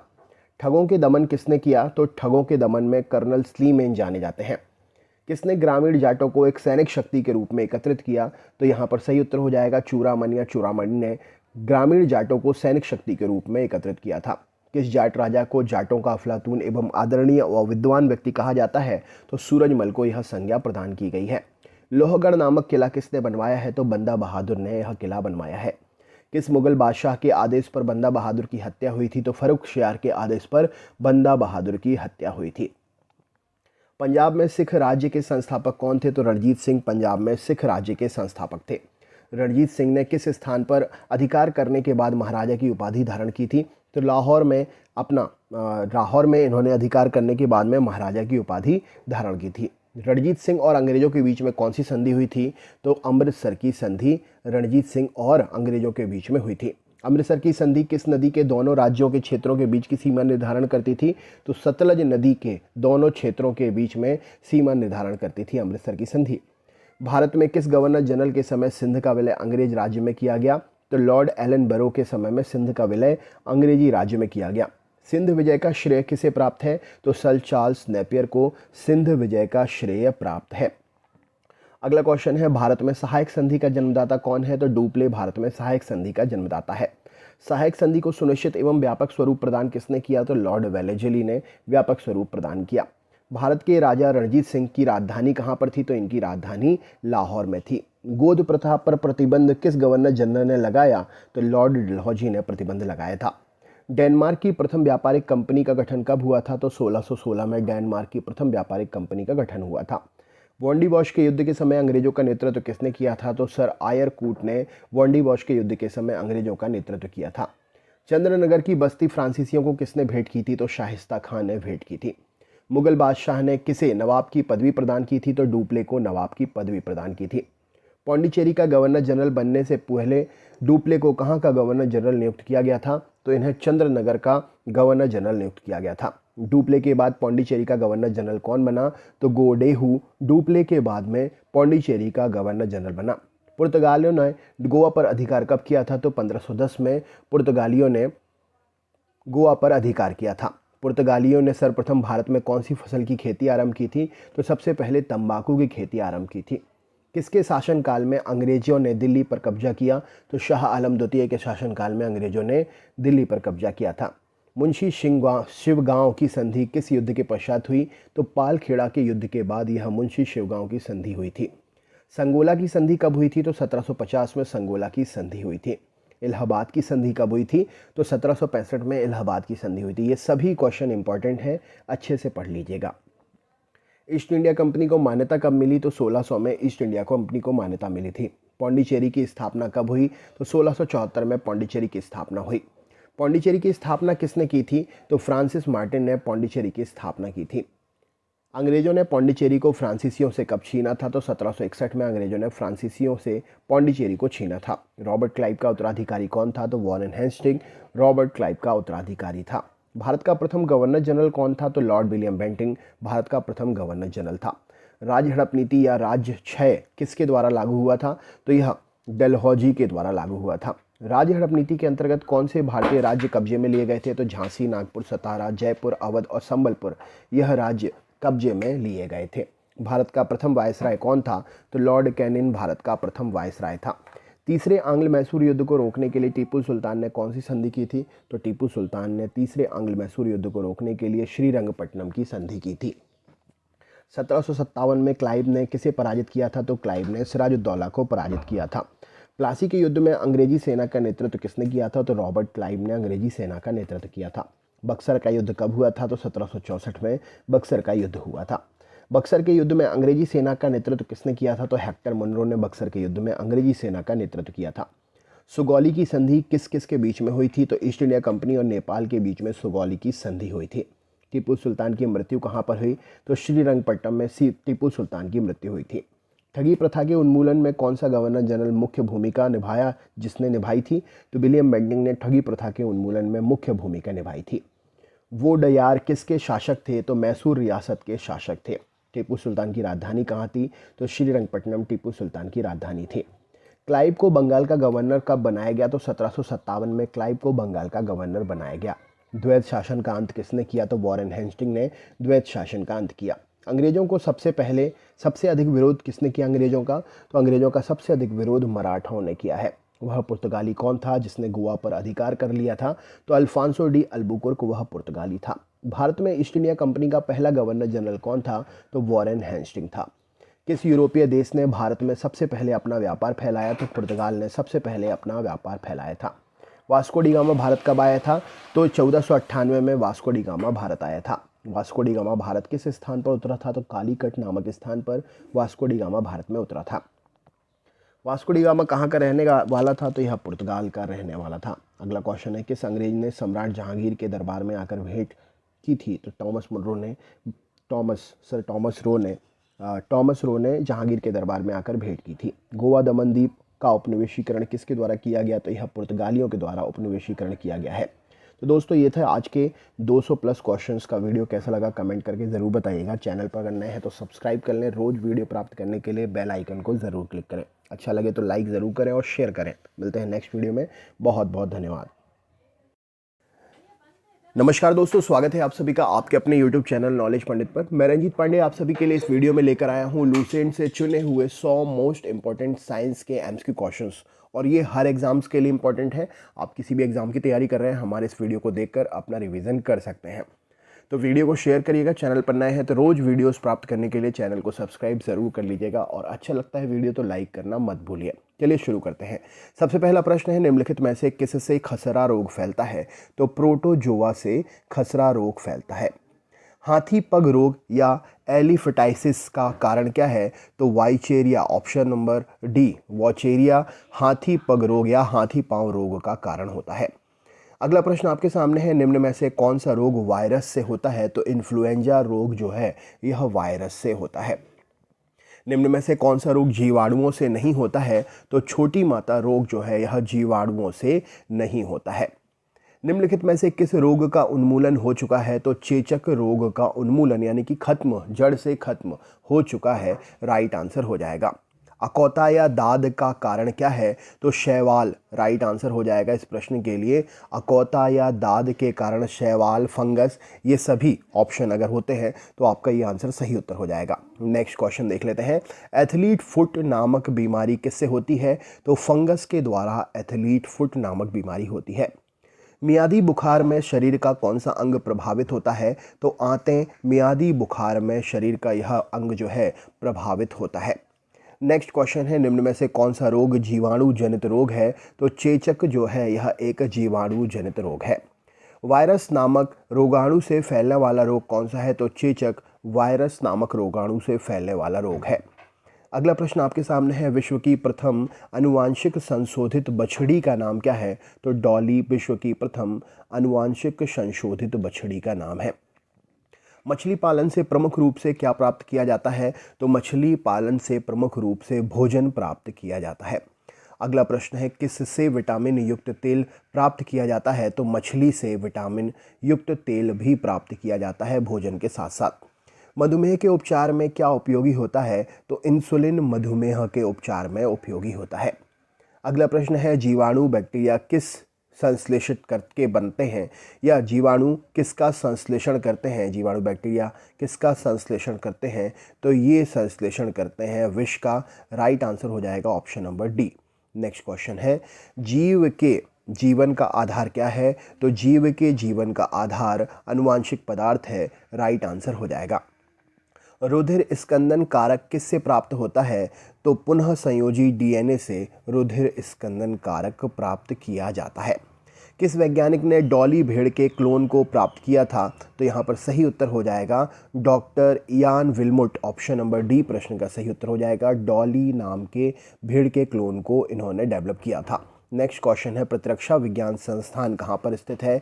तो नई दिल्ली में प्रतिरक्षा विज्ञान संस्थान स्थित है। अगला प्रश्न है, कोशिकीय एवं आणविक जीव विज्ञान केंद्र कहाँ पर है? तो हैदराबाद में कोशिकीय एवं आणविक जीव विज्ञान केंद्र स्थित है। नेक्स्ट प्रश्न है, भारत में प्रथम परखनली शिशु का जन्म किस वर्ष में हुआ था? तो भारत में 1986 में प्रथम परखनली शिशु का जन्म हुआ था। पादप ऊतक का अंग जिसे उसके मूल स्थान से अलग किया जाता है उसे क्या कहते हैं?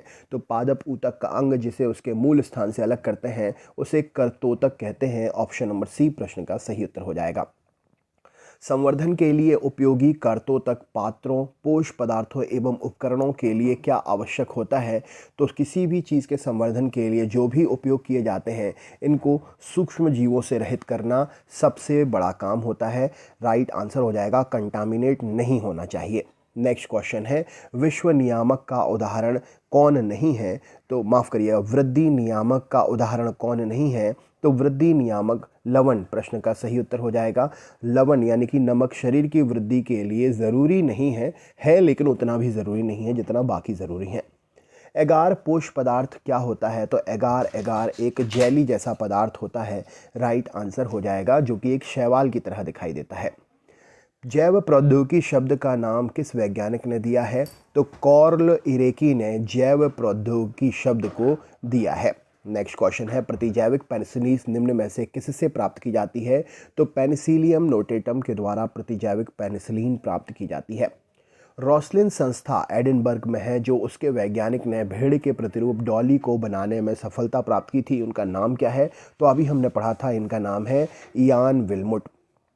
अगला क्वेश्चन है, जीवाणुओं में उपस्थित अतिरिक्त वर्तुल डीएनए को क्या कहते हैं? तो जीवाणुओं में उपस्थित अतिरिक्त वर्तुल डीएनए को प्लाज्मिड के नाम से जाना जाता है। पर्यावरण में उग रहे किसी पादप का संबंध होता है किससे? तो पर्यावरण में उग रहे किसी पादप का संबंध क्षेत्र की मृदा से, उपलब्ध प्रकाश से, क्षेत्र के अन्य पादप, इन सभी से संबंध होता है। अगला क्वेश्चन है, पृथ्वी प्रकृति में ऊर्जा का प्रमुख स्रोत क्या है? तो प्रकृति में ऊर्जा का प्रमुख स्रोत सूर्य है। सही उत्तर हो जाएगा। ग्रीन हाउस प्रभाव किस गैस की वायुमंडल में सांद्रता बढ़ाने से उत्पन्न हुआ है? तो कार्बन डाइऑक्साइड गैस के वायुमंडल में सांद्रता बढ़ाने से ग्रीन हाउस इफेक्ट उत्पन्न हुआ है। प्रकृति में जैविक क्रियाओं हेतु उपलब्ध जल की प्रतिशत मात्रा क्या है? तो प्रकृति में जैविक क्रियाओं हेतु उपलब्ध जल की प्रतिशत मात्रा 1% है। राइट आंसर हो जाएगा।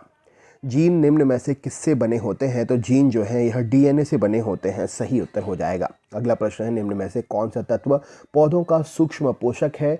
तो बोरोन तत्व जो है पौधों का सूक्ष्म पोषक है। इनमें से वर्मी कंपोस्ट बनाने वाला जीव कौन सा है? तो वर्मी कंपोस्ट बनाने वाला जीव इनमें से केंचुआ है। ऑप्शन नंबर बी प्रश्न का सही उत्तर हो जाएगा। अविकल्पी परजीवी समूह कौन सा है? तो अविकल्पी परजीवी समूह विषाणु है। राइट आंसर है। एड्स के उपचार हेतु निम्न में से किस प्रकार की औषधियों का प्रयोग किया जाता है? तो एड्स के उपचार के लिए हम एंटी रेट्रोवायरल औषधि का प्रयोग करते हैं। राइट आंसर हो जाएगा। अगला प्रश्न है, वायरस जनित रोगों का समूह निम्न में से कौन सा है? तो वायरस जनित रोगों का समूह यहाँ पर सही उत्तर हो जाएगा पोलियो और डेंगू, ये वायरस के कारण होते हैं। राइट आंसर हो जाएगा। निम्न में से किस रोग के वाहक मच्छर नहीं है? तो वायरस के किस रोग के वाहक मच्छर नहीं है? तो टाइफाइड रोग के वाहक मच्छर नहीं है, बाकी मलेरिया, डेंगू, फीलपाँव ये सब मच्छर के द्वारा फैलते हैं। मार्च 2005 तक राज्य में चिन्हित एड्स रोगियों की संख्या कितनी थी? तो लगभग एड्स रोगी 1284 थे। राइट आंसर हो जाएगा। और ये यूपी की बात हो रही है, ये पूरे स्टेट की बात नहीं हो रही है, ये सिर्फ यूपी का क्वेश्चन था, तो वहाँ का क्वेश्चन का आंसर है। मानव हस्तक्षेप के कारण हुए पर्यावरण परिवर्तन का मानव स्वास्थ्य पर कैसा प्रभाव हो रहा है? तो मानव द्वारा हस्तक्षेप के कारण पर्यावरण परिवर्तन पर मानव में जो स्वास्थ्य में प्रभाव हो रहा है वह बहुत घातक रूप से देखा जा सकता है। एसपीएम किससे संबंधित है? तो वायु प्रदूषण से संबंधित शब्दावली है। राइट आंसर हो जाएगा। सूर्य से आने वाली परावैंगनी किरणों से पृथ्वीवासियों को बचाने वाली गैस कौन सी है? तो ओजोन लेयर जो है सूर्य से आने वाली परावैंगनी किरणों से पृथ्वीवासियों को बचाने वाली गैस है। नेक्स्ट है, ध्वनि प्रदूषण को मापने की इकाई क्या होती है? तो ध्वनि प्रदूषण को मापने की इकाई डेसिबल है, राइट आंसर हो जाएगा। निम्न में से कौन सा मनुष्य के रक्त से मिलने वाला प्रतिजन नहीं है? तो यहाँ पर राइट आंसर हो जाएगा मनुष्य के रक्त में मिलने वाला प्रतिजन यहाँ पर ऑप्शन नंबर ओ नहीं है, राइट आंसर हो जाएगा। रुधिर वर्ग ओ वाली स्त्री का विवाह रुधिर वर्ग ए बी वाले पुरुष से होने पर उससे उत्पन्न शिशु में पाए जाने वाले रुधिर वर्गों की संभावना कौन सी होगी? तो यहाँ पर सही उत्तर हो जाएगा, राइट आंसर है ऑप्शन नंबर यह सही उत्तर हो जाएगा 50% यह रुधिर वर्ग पाया जा सकता है। मतलब ओ रुधिर वर्ग वाली स्त्री का विवाह रुधिर वर्ग ए बी वाले पुरुष से हो तो उनमें उत्पन्न शिशु में पाए जाने वाले रुधिर वर्ग की संभावना 50% तक हो जाएगी। अगला क्वेश्चन है, ए बी और रुधिर वर्ग का नियंत्रण करने वाले जीन विकल्पी संख्यानुसार कितने होते हैं? तो यह जीन विकल्पी 3 होते हैं, राइट आंसर हो जाएगा। पादपों की आर्थिक महत्व की दृष्टि से अध्ययन की शाखा क्या कहलाती है? तो इसे हम आर्थिक वनस्पति विज्ञान के नाम से जानते हैं, राइट आंसर हो जाएगा। इनमें से कौन सा पादप तेल उत्पादक नहीं है? तो ये अरहर जो है दाल उत्पादन करता है, जाकि तेल उत्पादन करता है। इमारती काष्ठ वृक्ष का कौन सा ऊतक होता है? तो द्वितीयक जाइलम प्रश्न का सही उत्तर हो जाएगा, इमारती काष्ठ वृक्ष का ऊतक होता है। अश्वगंधा तथा अफीम के पौधों के किन किन भागों से औषधीय महत्व के पदार्थ प्राप्त किए जाते हैं? तो अश्वगंधा और अफीम के मूल और कच्चे फल प्रश्न का सही उत्तर हो जाएगा, इनसे औषधीय पदार्थ प्राप्त होते हैं। गोसिपियम किस पौधे का वानस्पतिक नाम है? तो गोसिपियम जो है यह कपास का वानस्पतिक नाम है, राइट आंसर हो जाएगा। मधुमक्खी पालन के लिए सर्वाधिक उपयुक्त समझी जाने वाली प्रजाति कौन सी है? तो मधुमक्खी पालन के लिए ए मेलिफेरा प्रश्न का सही उत्तर हो जाएगा, सर्वाधिक उपयुक्त मधुमक्खी प्रजाति है। मधुमक्खी के छत्ते में पाई जाने वाली मक्खियों के कितने प्रकार होते हैं? तो मधुमक्खी के छत्ते में 3 प्रकार की मक्खियां पाई जाती हैं।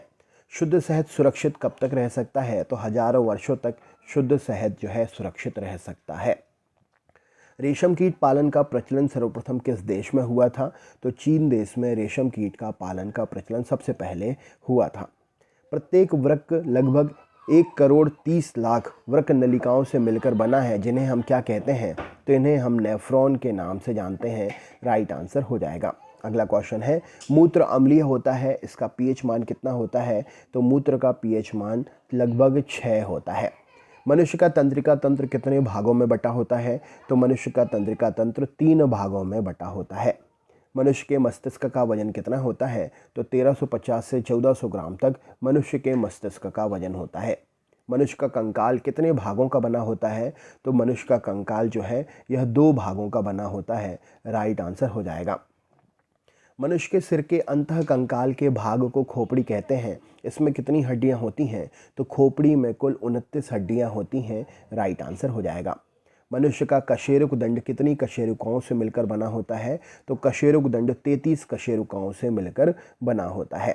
निम्न में से कंकाल तंत्र को क्या कार्य करने के लिए यूज़ किया जाता है? यह कंकाल किस काम के लिए होता है? तो कंकाल जो है शरीर के कोमल अंगों को सुरक्षित रखता है, शरीर को निश्चित आकार प्रदान करता है, पेशियों को जुड़ने का आधार प्रदान करता है। उपरोक्त सभी प्रश्न का सही उत्तर हो जाएगा। एक वयस्क मनुष्य के शरीर में हड्डियों की कुल संख्या कितनी होती है? तो 206 हड्डियां एक वयस्क मनुष्य के शरीर में होती हैं। मनुष्य में बाल्यावस्था में हड्डियों की कुल संख्या कितनी होती है? तो 208 हड्डी बाल्यावस्था में मनुष्य के शरीर में होती हैं। मनुष्य के सिर में कुल हड्डियों की संख्या कितनी होती है? तो मनुष्य के सिर में हड्डियों की कुल संख्या 29 होती है। नेक्स्ट है, प्रारंभ में रीढ़ की कुल हड्डियों की संख्या कितनी होती है? तो रीढ़ की हड्डी प्रारंभ में 33, राइट आंसर हो जाएगा, होती है। विकसित होने पर रीढ़ की कुल हड्डियों की संख्या कितनी होती है? तो विकसित होने पर रीढ़ में 26 हड्डियां होती हैं। विटामिन ए की कमी से होने वाला रोग कौन सा है? तो रतौंधी रोग विटामिन ए की कमी से होने वाला रोग है, जो आंखों से संबंधित है। विटामिन बी की कमी से होने वाला रोग कौन सा है? तो विटामिन बी की कमी से बेरी बेरी नामक रोग होता है। विटामिन सी की कमी से कौन सा रोग होता है? तो स्कर्वी रोग विटामिन सी की कमी से होता है, राइट आंसर हो जाएगा। अगला क्वेश्चन देख लेते हैं, विटामिन डी की कमी से होने वाला रोग कौन सा है? तो विटामिन डी की कमी से होने वाला रोग रिकेट्स है, ऑप्शन नंबर बी प्रश्न का सही उत्तर हो जाएगा। विटामिन ई की कमी से होने वाला रोग कौन सा है? तो जनन शक्ति का कम होना विटामिन ई की कमी से होने वाले रोगों में आता है। विटामिन के की कमी से कौन सा रोग होता है? तो विटामिन के की कमी से रक्त का थक्का नहीं बनता है, ऑप्शन नंबर बी प्रश्न का सही उत्तर होगा। बीज सुधार का प्रमुख उद्देश्य क्या होता है? तो उपज को बढ़ाना राइट आंसर हो जाएगा इस प्रश्न के लिए। अधिक उपज बीज सुधार का मुख्य कारण है। चावल की उन्नत किस्म कौन सी है? तो चावल की उन्नत किस्म जो है पूसा बासमती राइट आंसर हो जाएगा। अगला क्वेश्चन है, पौधों को हाइड्रोजन की प्राप्ति किससे होती है? तो पौधों को हाइड्रोजन की प्राप्ति जल से होती है। राइट आंसर है ऑप्शन नंबर ए। अगला क्वेश्चन है, शरीर के भीतर रक्त परिभ्रमण में कितना समय लगता है? तो शरीर के भीतर रक्त परिभ्रमण में 23 सेकंड का समय लगता है। अगला क्वेश्चन है, शोधकर्ताओं द्वारा यह सिद्ध किया गया था कि मनुष्य के शरीर में लगभग कितने बाल होते हैं? तो मनुष्य के शरीर में लगभग 50 लाख बाल होते हैं। एक बार सांस लेने की क्रिया में कितने सेकंड का समय लगता है? तो एक बार सांस लेने की क्रिया में लगभग 5 सेकंड का समय लगता है। अगला क्वेश्चन है, हृदय की गति कम हो जाने पर इसे सामान्य अवस्था में लाने हेतु किसका प्रयोग करते हैं? तो पेस मेकर का प्रयोग करते हैं हृदय की गति कम हो जाने पर इसे पुनः सामान्य अवस्था में लाने के लिए। मनुष्य में भोजन के पाचन की संपूर्ण प्रक्रिया कितनी अवस्थाओं में पूर्ण होती है? तो भोजन की पाचन की संपूर्ण प्रक्रिया मनुष्य में 5 अवस्थाओं में पूर्ण होती है। अमाशय में भोजन लगभग कितने समय तक रहता है? तो अमाशय में भोजन 4 घंटे तक रहता है। ऑप्शन नंबर ए प्रश्न का सही उत्तर हो जाएगा। अमाशय में से निकलने वाले जठर रस में कौन सा एंजाइम होता है? तो पेप्सिन और रेनिन एंजाइम अमाशय से निकलने वाले जठर रस में होता है। निम्न में से आंतरिक रस कौन सा है? तो क्षारीय प्रकृति का रस होता है आंतों से निकलने वाला रस। एक स्वस्थ मनुष्य में प्रतिदिन लगभग कितना आंतरिक रस स्रावित होता है? तो स्वस्थ मनुष्य में लगभग 2 लीटर आंतरिक रस प्रतिदिन स्रावित होता है। लेगरहैंस दीपिका की खोज किस चिकित्सा शास्त्री ने की थी? तो यहाँ पर सही उत्तर हो जाएगा लेगरहैंस नाम के चिकित्सा शास्त्री ने ही लेगरहैंस दीपिकाओं की खोज की थी, जिनके नाम पर इनका नाम रखा गया है। इंसुलिन के अल्प स्त्रावण से कौन सा रोग होता है? तो मधुमेह, शुगर, इंसुलिन के अल्प स्त्रावण से यह रोग होता है। अगला क्वेश्चन है, रक्त परिसंचरण की खोज किसने की थी? तो विलियम हार्वे ने। प्रश्न का सही उत्तर हो जाएगा रक्त परिसंचरण तंत्र की खोज की थी। विलियम हार्वे ने रक्त परिसंचरण तंत्र की खोज कब की थी? तो 1628 ईस्वी में विलियम हार्वे ने रक्त परिसंचरण तंत्र की खोज की थी। एक स्वस्थ मनुष्य के हृदय का भार लगभग कितना होता है? तो एक स्वस्थ मनुष्य के हृदय का भार लगभग 300 ग्राम तक होता है। अगला क्वेश्चन है, मनुष्य का हृदय कितने कोष्ठों का बना होता है? तो मनुष्य का हृदय 4 कोष्ठों का बना होता है। शरीर से हृदय की ओर रक्त ले जाने वाली रक्त वाहिनिकाओं को क्या कहते हैं? तो शरीर से हृदय की ओर रक्त ले जाने वाली रक्त वाहिनियों को हम शिरा के नाम से जानते हैं। हृदय से शरीर की ओर रक्त ले जाने वाली रक्त वाहिनियाँ क्या कहलाती हैं? तो हृदय से शरीर की ओर रक्त ले जाने वाली रक्त वाहिनियाँ धमनियाँ कहलाती हैं। राइट आंसर हो जाएगा। भ्रूण अवस्था में हृदय 1 मिनट में कितने बार धड़कता है? तो भ्रूण अवस्था में एक हृदय 1 मिनट में 150 बार धड़कता है। सही उत्तर हो जाएगा। एक धड़कन में लगभग कितना रक्त पंप होता है? तो 70 मिलीलीटर एक धड़कन में रक्त पंप होता है। सामान्य मनुष्य का रक्तदाब कितना होता है? तो 120/80 mmHg सामान्य मनुष्य का रक्तदाब होता है। निम्न में से मनुष्य में प्रमुख उत्सर्जी अंग क्या है? तो यकृत, खाल और वृक्क, इन सभी माध्यमों में से मनुष्य के शरीर से उत्सर्जन होता है। तो दोस्तों, ये थे 100+ क्वेश्चन साइंस के। वीडियो कैसा लगा कमेंट करके ज़रूर बताएं। चैनल पर अगर नए हैं तो सब्सक्राइब करना ना भूलें और अपने दोस्तों के साथ ज़रूर शेयर करें, और साथ साथ लाइक करना ना भूलें अगर वीडियो अच्छा लगा है तो। चलिए मिलते हैं नेक्स्ट वीडियो में। बहुत बहुत धन्यवाद। नमस्कार दोस्तों, स्वागत है आप सभी का आपके अपने YouTube चैनल नॉलेज पंडित पर। मैं रंजीत पांडे आप सभी के लिए इस वीडियो में लेकर आया हूं 120 जनरल नॉलेज के मोस्ट इंपॉर्टेंट क्वेश्चन। ये रिपीटेड क्वेश्चंस हैं और प्रीवियस ईयर्स के क्वेश्चंस हैं। इन प्रश्नों को आप अच्छे से याद कर लीजिए, क्योंकि इनमें से ज़्यादा से ज़्यादा क्वेश्चंस चांस हैं आपके आने वाली परीक्षाओं में आपको सीधे सीधे देखने को मिलेंगे। चलिए शुरू करते हैं। तो सबसे पहला प्रश्न है, भारत में द्वैध शासन की प्रणाली किस वर्ष शुरू की गई थी? तो 1919 में भारत में द्वैध शासन की प्रणाली शुरू की गई थी। कौन यंग इंडिया और हरिजन का संपादक था? तो महात्मा गांधी जी यंग इंडिया और हरिजन के संपादक थे। पृथ्वी पर विशालतम जीवित पक्षी कौन सा है? तो शुतुरमुर्ग पृथ्वी पर जीवित विशालतम पक्षी है। रिहंद बांध परियोजना किन राज्यों को सिंचाई प्रदान करती है? तो रिहंद बांध परियोजना से उत्तर प्रदेश और बिहार राज्य को सिंचाई प्राप्त होती है। भारत में समस्त अंतरिक्षयान प्रचालन का मर्म केंद्र MCF मास्टर कंट्रोल फैसिलिटी का मुख्यालय कहाँ पर है? तो ये हासन, जो कि कर्नाटक में होता है। भारत में सबसे लंबी सिंचाई नहर कौन सी है? तो इंदिरा गांधी नहर भारत में सबसे लंबी सिंचाई नहर है। मोनोजाइट बालू में कौन सा खनिज पाया जाता है? तो थोरियम नामक खनिज मोनोजाइट बालू में पाया जाता है। किस पादप को शाकीय भारतीय डॉक्टर भी कहते हैं? तो आंवला पादप है जो शाकीय भारतीय डॉक्टर कहलाता है। मानव का रुधिर पीएच कितना होना चाहिए? तो मानव का रुधिर पीएच जो है यह 7.4 होना चाहिए। शरीर में सबसे बड़ी अंतःस्रावी ग्रंथि कौन सी है? तो अवटु ग्रंथि, जिसे हम थायराइड ग्रंथि के नाम से जानते हैं, शरीर में सबसे बड़ी अंतःस्रावी ग्रंथि है।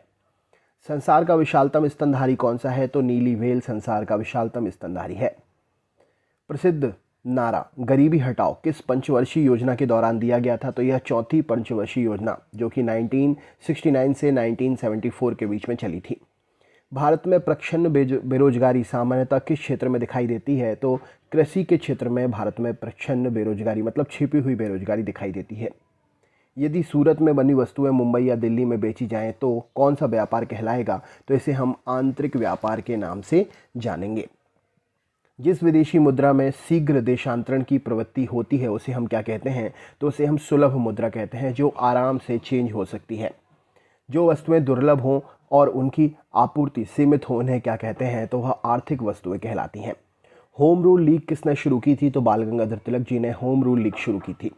पल्लवों की राजधानी का नाम क्या था? तो कांची पल्लवों की राजधानी थी। नूरजहां का मूल नाम क्या था? तो मेहरुन्निसा नूरजहां का मूल नाम था। 1905 में बंगाल प्रांत को 2 भागों में बांटा था। किसने? तो लॉर्ड कर्जन ने 2 भागों में बांटा था। उपभोक्ता दिवस कब मनाया जाता है? तो 15 मार्च को उपभोक्ता दिवस मनाया जाता है। फासिज्म किस में विश्वास रखता है? तो फासिज्म बल में विश्वास रखता है।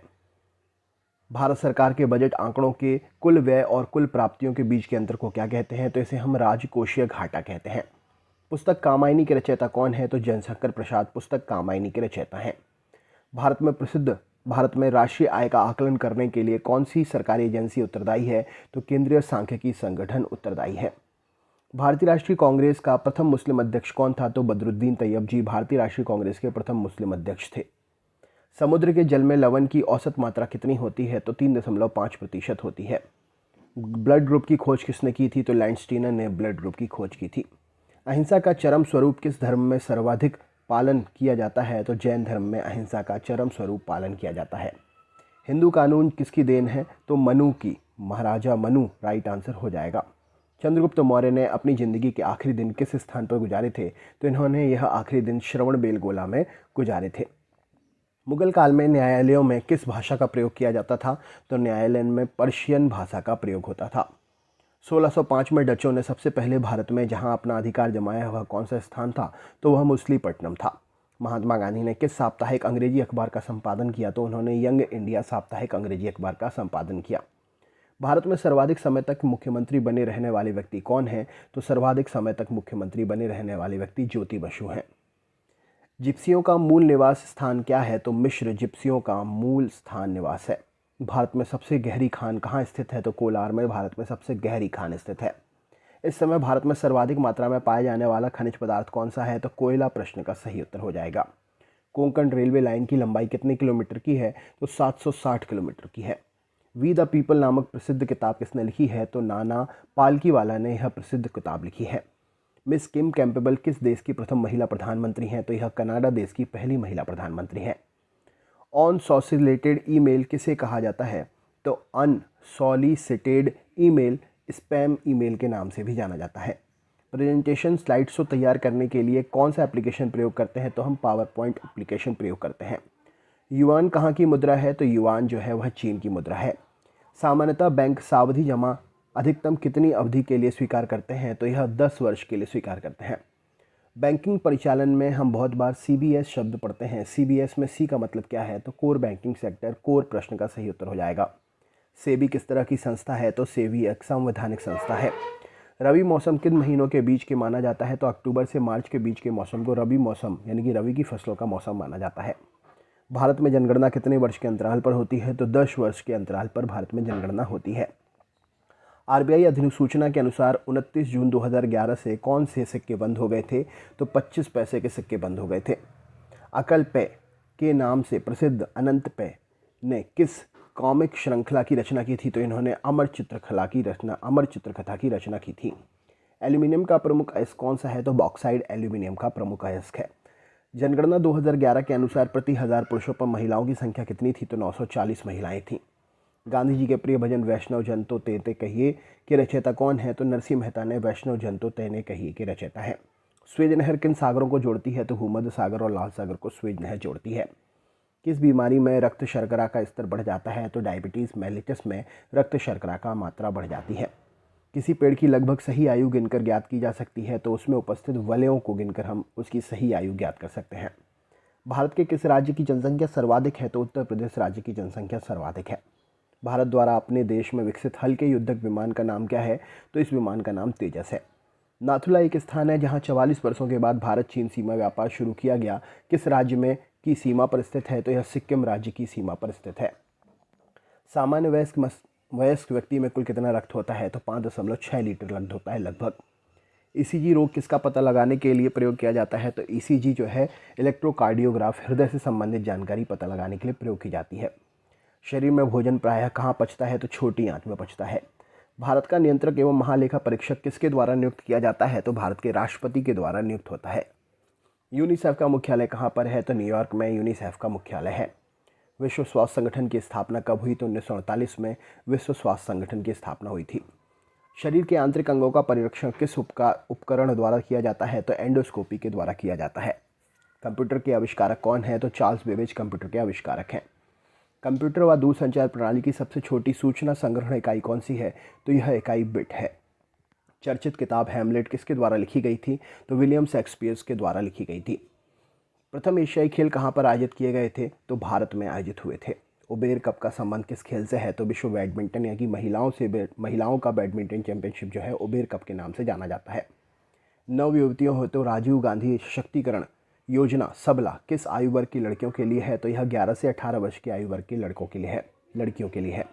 प्रधानमंत्री राहत कोष के लिए अंशदान पर आयकर में कितनी छूट प्राप्त होती है? तो धारा 80G के तहत 100% छूट प्राप्त होती है।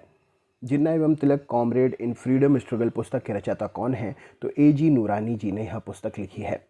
भारत का संविधान किसका प्रतिनिधित्व करने के लिए राष्ट्रपति द्वारा लोकसभा के 2 सदस्यों का नामांकन के लिए मुहैया प्रदान करता है? तो एंग्लो इंडियन समुदाय का प्रतिनिधित्व करने के लिए यह मुहैया करता है राष्ट्रपति को 2 लोगों को नियुक्त करने के लिए।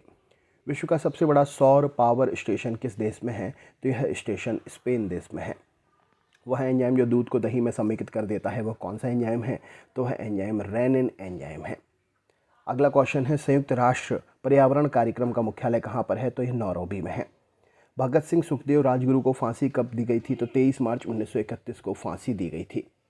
अगला क्वेश्चन है पोखरण में अणु विस्फोटन कब हुआ था? तो 18 मई 1974 को हुआ था।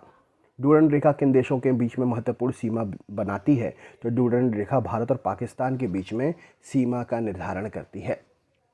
अगला क्वेश्चन है कौन सा राजमार्ग दिल्ली और लखनऊ को जोड़ता है? तो NH-24 राष्ट्रीय राजमार्ग जो है यह लखनऊ और दिल्ली को जोड़ता है।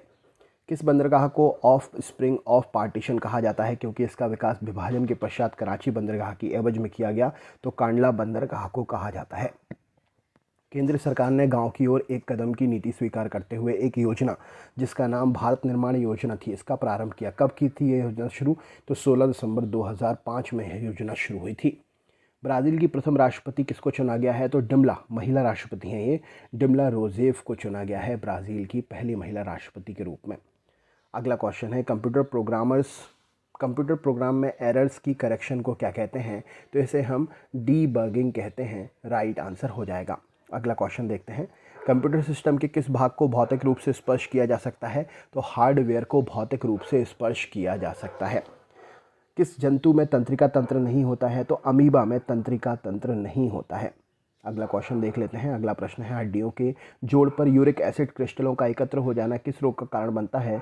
तो इससे हमें गठिया रोग हो सकता है। मोटर कार के धुएं में मानसिक रोग पैदा करने वाला प्रदूषक कौन सा है? तो सीमा प्रश्न के लिए सही उत्तर हो जाएगा सिलिका और मैग्नीशियम प्रश्न के लिए सही उत्तर है। नेक्स्ट क्वेश्चन देख लेते हैं। अगला प्रश्न है मोंगियापत्तन किस राष्ट्र में स्थित है? तो मोंगियापत्तन बांग्लादेश राष्ट्र में स्थित है। अगला क्वेश्चन आपके सामने है प्रिज्म से गुजरने वाले प्रकाश का कौन सा रंग सबसे अधिक विचलन करता है? तो बैंगनी रंग सबसे अधिक विचलन करता है। कोयले की खानों में विस्फोट करने वाली गैस कौन सी होती है? तो कोयलों की खानों में विस्फोट करने वाली गैस जो है मीथेन गैस है। भारत का राष्ट्रपति बनने से पहले भारत रत्न अवार्ड किसे मिला है? तो राधाकृष्णन जी को भारत के राष्ट्रपति बनने से पहले ये अवार्ड मिला है। राष्ट्रपति राज्यसभा के लिए उन व्यक्तियों में से जो कला, साहित्य, सामाजिक सेवा आदि के क्षेत्र में ख्याति प्राप्त हैं व्यक्तियों का नामन कर सकते हैं। तो राष्ट्रपति 12 लोगों को नामित कर सकता है। भारत की सबसे बड़ा जनजातीय समुदाय कौन सा है? तो भील समुदाय भारत का सबसे बड़ा जनजातीय समुदाय है। संसद की किस वित्तीय समिति में राज्यसभा का कोई प्रतिनिधित्व नहीं होता? तो प्राक्कलन समिति में राज्यसभा का कोई भी सदस्य नहीं होता है। राज्यसभा के सदस्यों का चुनाव कितनी अवधि के लिए होता है? तो यह 6 वर्षों के लिए होता है। ज्ञानपीठ पुरस्कार क्षेत्र कौन सा है जिसमें दिया जाता है? तो ज्ञानपीठ पुरस्कार साहित्य के क्षेत्र में दिया जाता है। संयुक्त राष्ट्र संघ का महासचिव बनने वाला पहला अफ्रीकी राष्ट्रीय व्यक्ति कौन था? तो बुतरोस गाली था। लाला लाजपत राय किसके विरुद्ध प्रदर्शन कर रहे थे जब वे पुलिस नृशंसता के शिकार हुए? तो साइमन कमीशन के विरुद्ध वो विरोध कर रहे थे। प्रसिद्ध खजुराहो मंदिर का निर्माण किसने कराया है? तो चंदेल राजाओं ने कराया है। भारत के स्थलाकृतिक मानचित्र को कौन सा संगठन बनाता है? तो भारतीय भौगोलिक सर्वेक्षण इस मानचित्र को बनाता है। कौन सा देश सबसे अधिक टिम्बर पैदा करता है? लकड़ी। तो संयुक्त राज्य यहाँ पर सही उत्तर हो जाएगा। किस क्षेत्र में जनसंख्या घनत्व किसी क्षेत्र की जनसंख्या का घनत्व किसकी संख्या से मापते हैं? तो लोगों की संख्या से मापते हैं। आजकल सड़कों पर रोशनी के लिए पीले लैंपों का प्रयोग करते हैं। उन लैंपों में कौन सी गैस प्रयोग होती है? तो सोडियम प्रयोग की जाती है। कैंसर के उपचार के लिए कौन सी गैस प्रयोग करते हैं? तो रेडॉन गैस का प्रयोग करते हैं। वसुंधरा शिखर सम्मेलन कहाँ पर हुआ था? तो यह शिखर सम्मेलन ब्राज़ील में हुआ था। 11 मार्च 2011 को जापान में आए जोरदार भूकंप और सुनामी द्वारा जिस न्यूक्लियर रिएक्टर की क्षति हुई तो वह कौन सा था? वह फुकुशिमा किस जगह पर था? तो वह फुकुशिमा में था। नीलगिरी पहाड़ियों में पेड़ की कौन सी सामान्य प्रजाति पाई जाती है? तो यूकेलिप्टस पाई जाती है। सियाचिन जाने वाला पहला भारतीय प्रधानमंत्री कौन था? तो मनमोहन सिंह जी प्रश्न का सही उत्तर हो जाएगा। चेचक के टीके के लिए वैक्सीनेशन का आविष्कार किसने किया था? तो एडवर्ड जेनर प्रश्न का सही उत्तर हो जाएगा। अगला क्वेश्चन आपके सामने है। ब्रिटिश संसद का सदस्य बनने वाले पहले व्यक्ति कौन थे? तो दादा भाई नौरोजी प्रश्न का सही उत्तर है। विदेशी स्थनागत निवेशकों द्वारा भारतीय कंपनियों के शेयरों और बॉन्डों को खरीदना क्या कहलाता है? तो इसे प्रत्यक्ष विदेशी निवेश कहते हैं। अंतर्राष्ट्रीय परमाणु ऊर्जा एजेंसी का मुख्यालय कहाँ है? तो यह वियना में है। भारत के राष्ट्रपति का चुनाव भारत के राष्ट्रपति का चुनाव लड़ने के लिए नागरिक को जो है कितनी आयु पूर्ण कर लेनी चाहिए? तो 35 वर्ष आयु मानी जाती है। किसने कहा था अच्छा नागरिक अच्छा राज्य बनाता है और बुरा नागरिक बुरा राज्य? तो अरस्तु ने यह बात कही थी। बुद्ध को ज्ञान की प्राप्ति कहाँ पर हुई थी? तो बोध गया में बुद्ध को ज्ञान की प्राप्ति हुई थी। शिवाजी का राज्याभिषेक कब हुआ था? तो 1674 में शिवाजी का राज्याभिषेक हुआ था। तो दोस्तों ये था 120 क्वेश्चंस का जीके का one liner question test paper. कैसा लगा कमेंट करके ज़रूर बताएं। चैनल पर नए हैं तो सब्सक्राइब करें, लाइक करें और शेयर करें। मिलते हैं नेक्स्ट वीडियो में, तब तक के लिए बहुत बहुत धन्यवाद।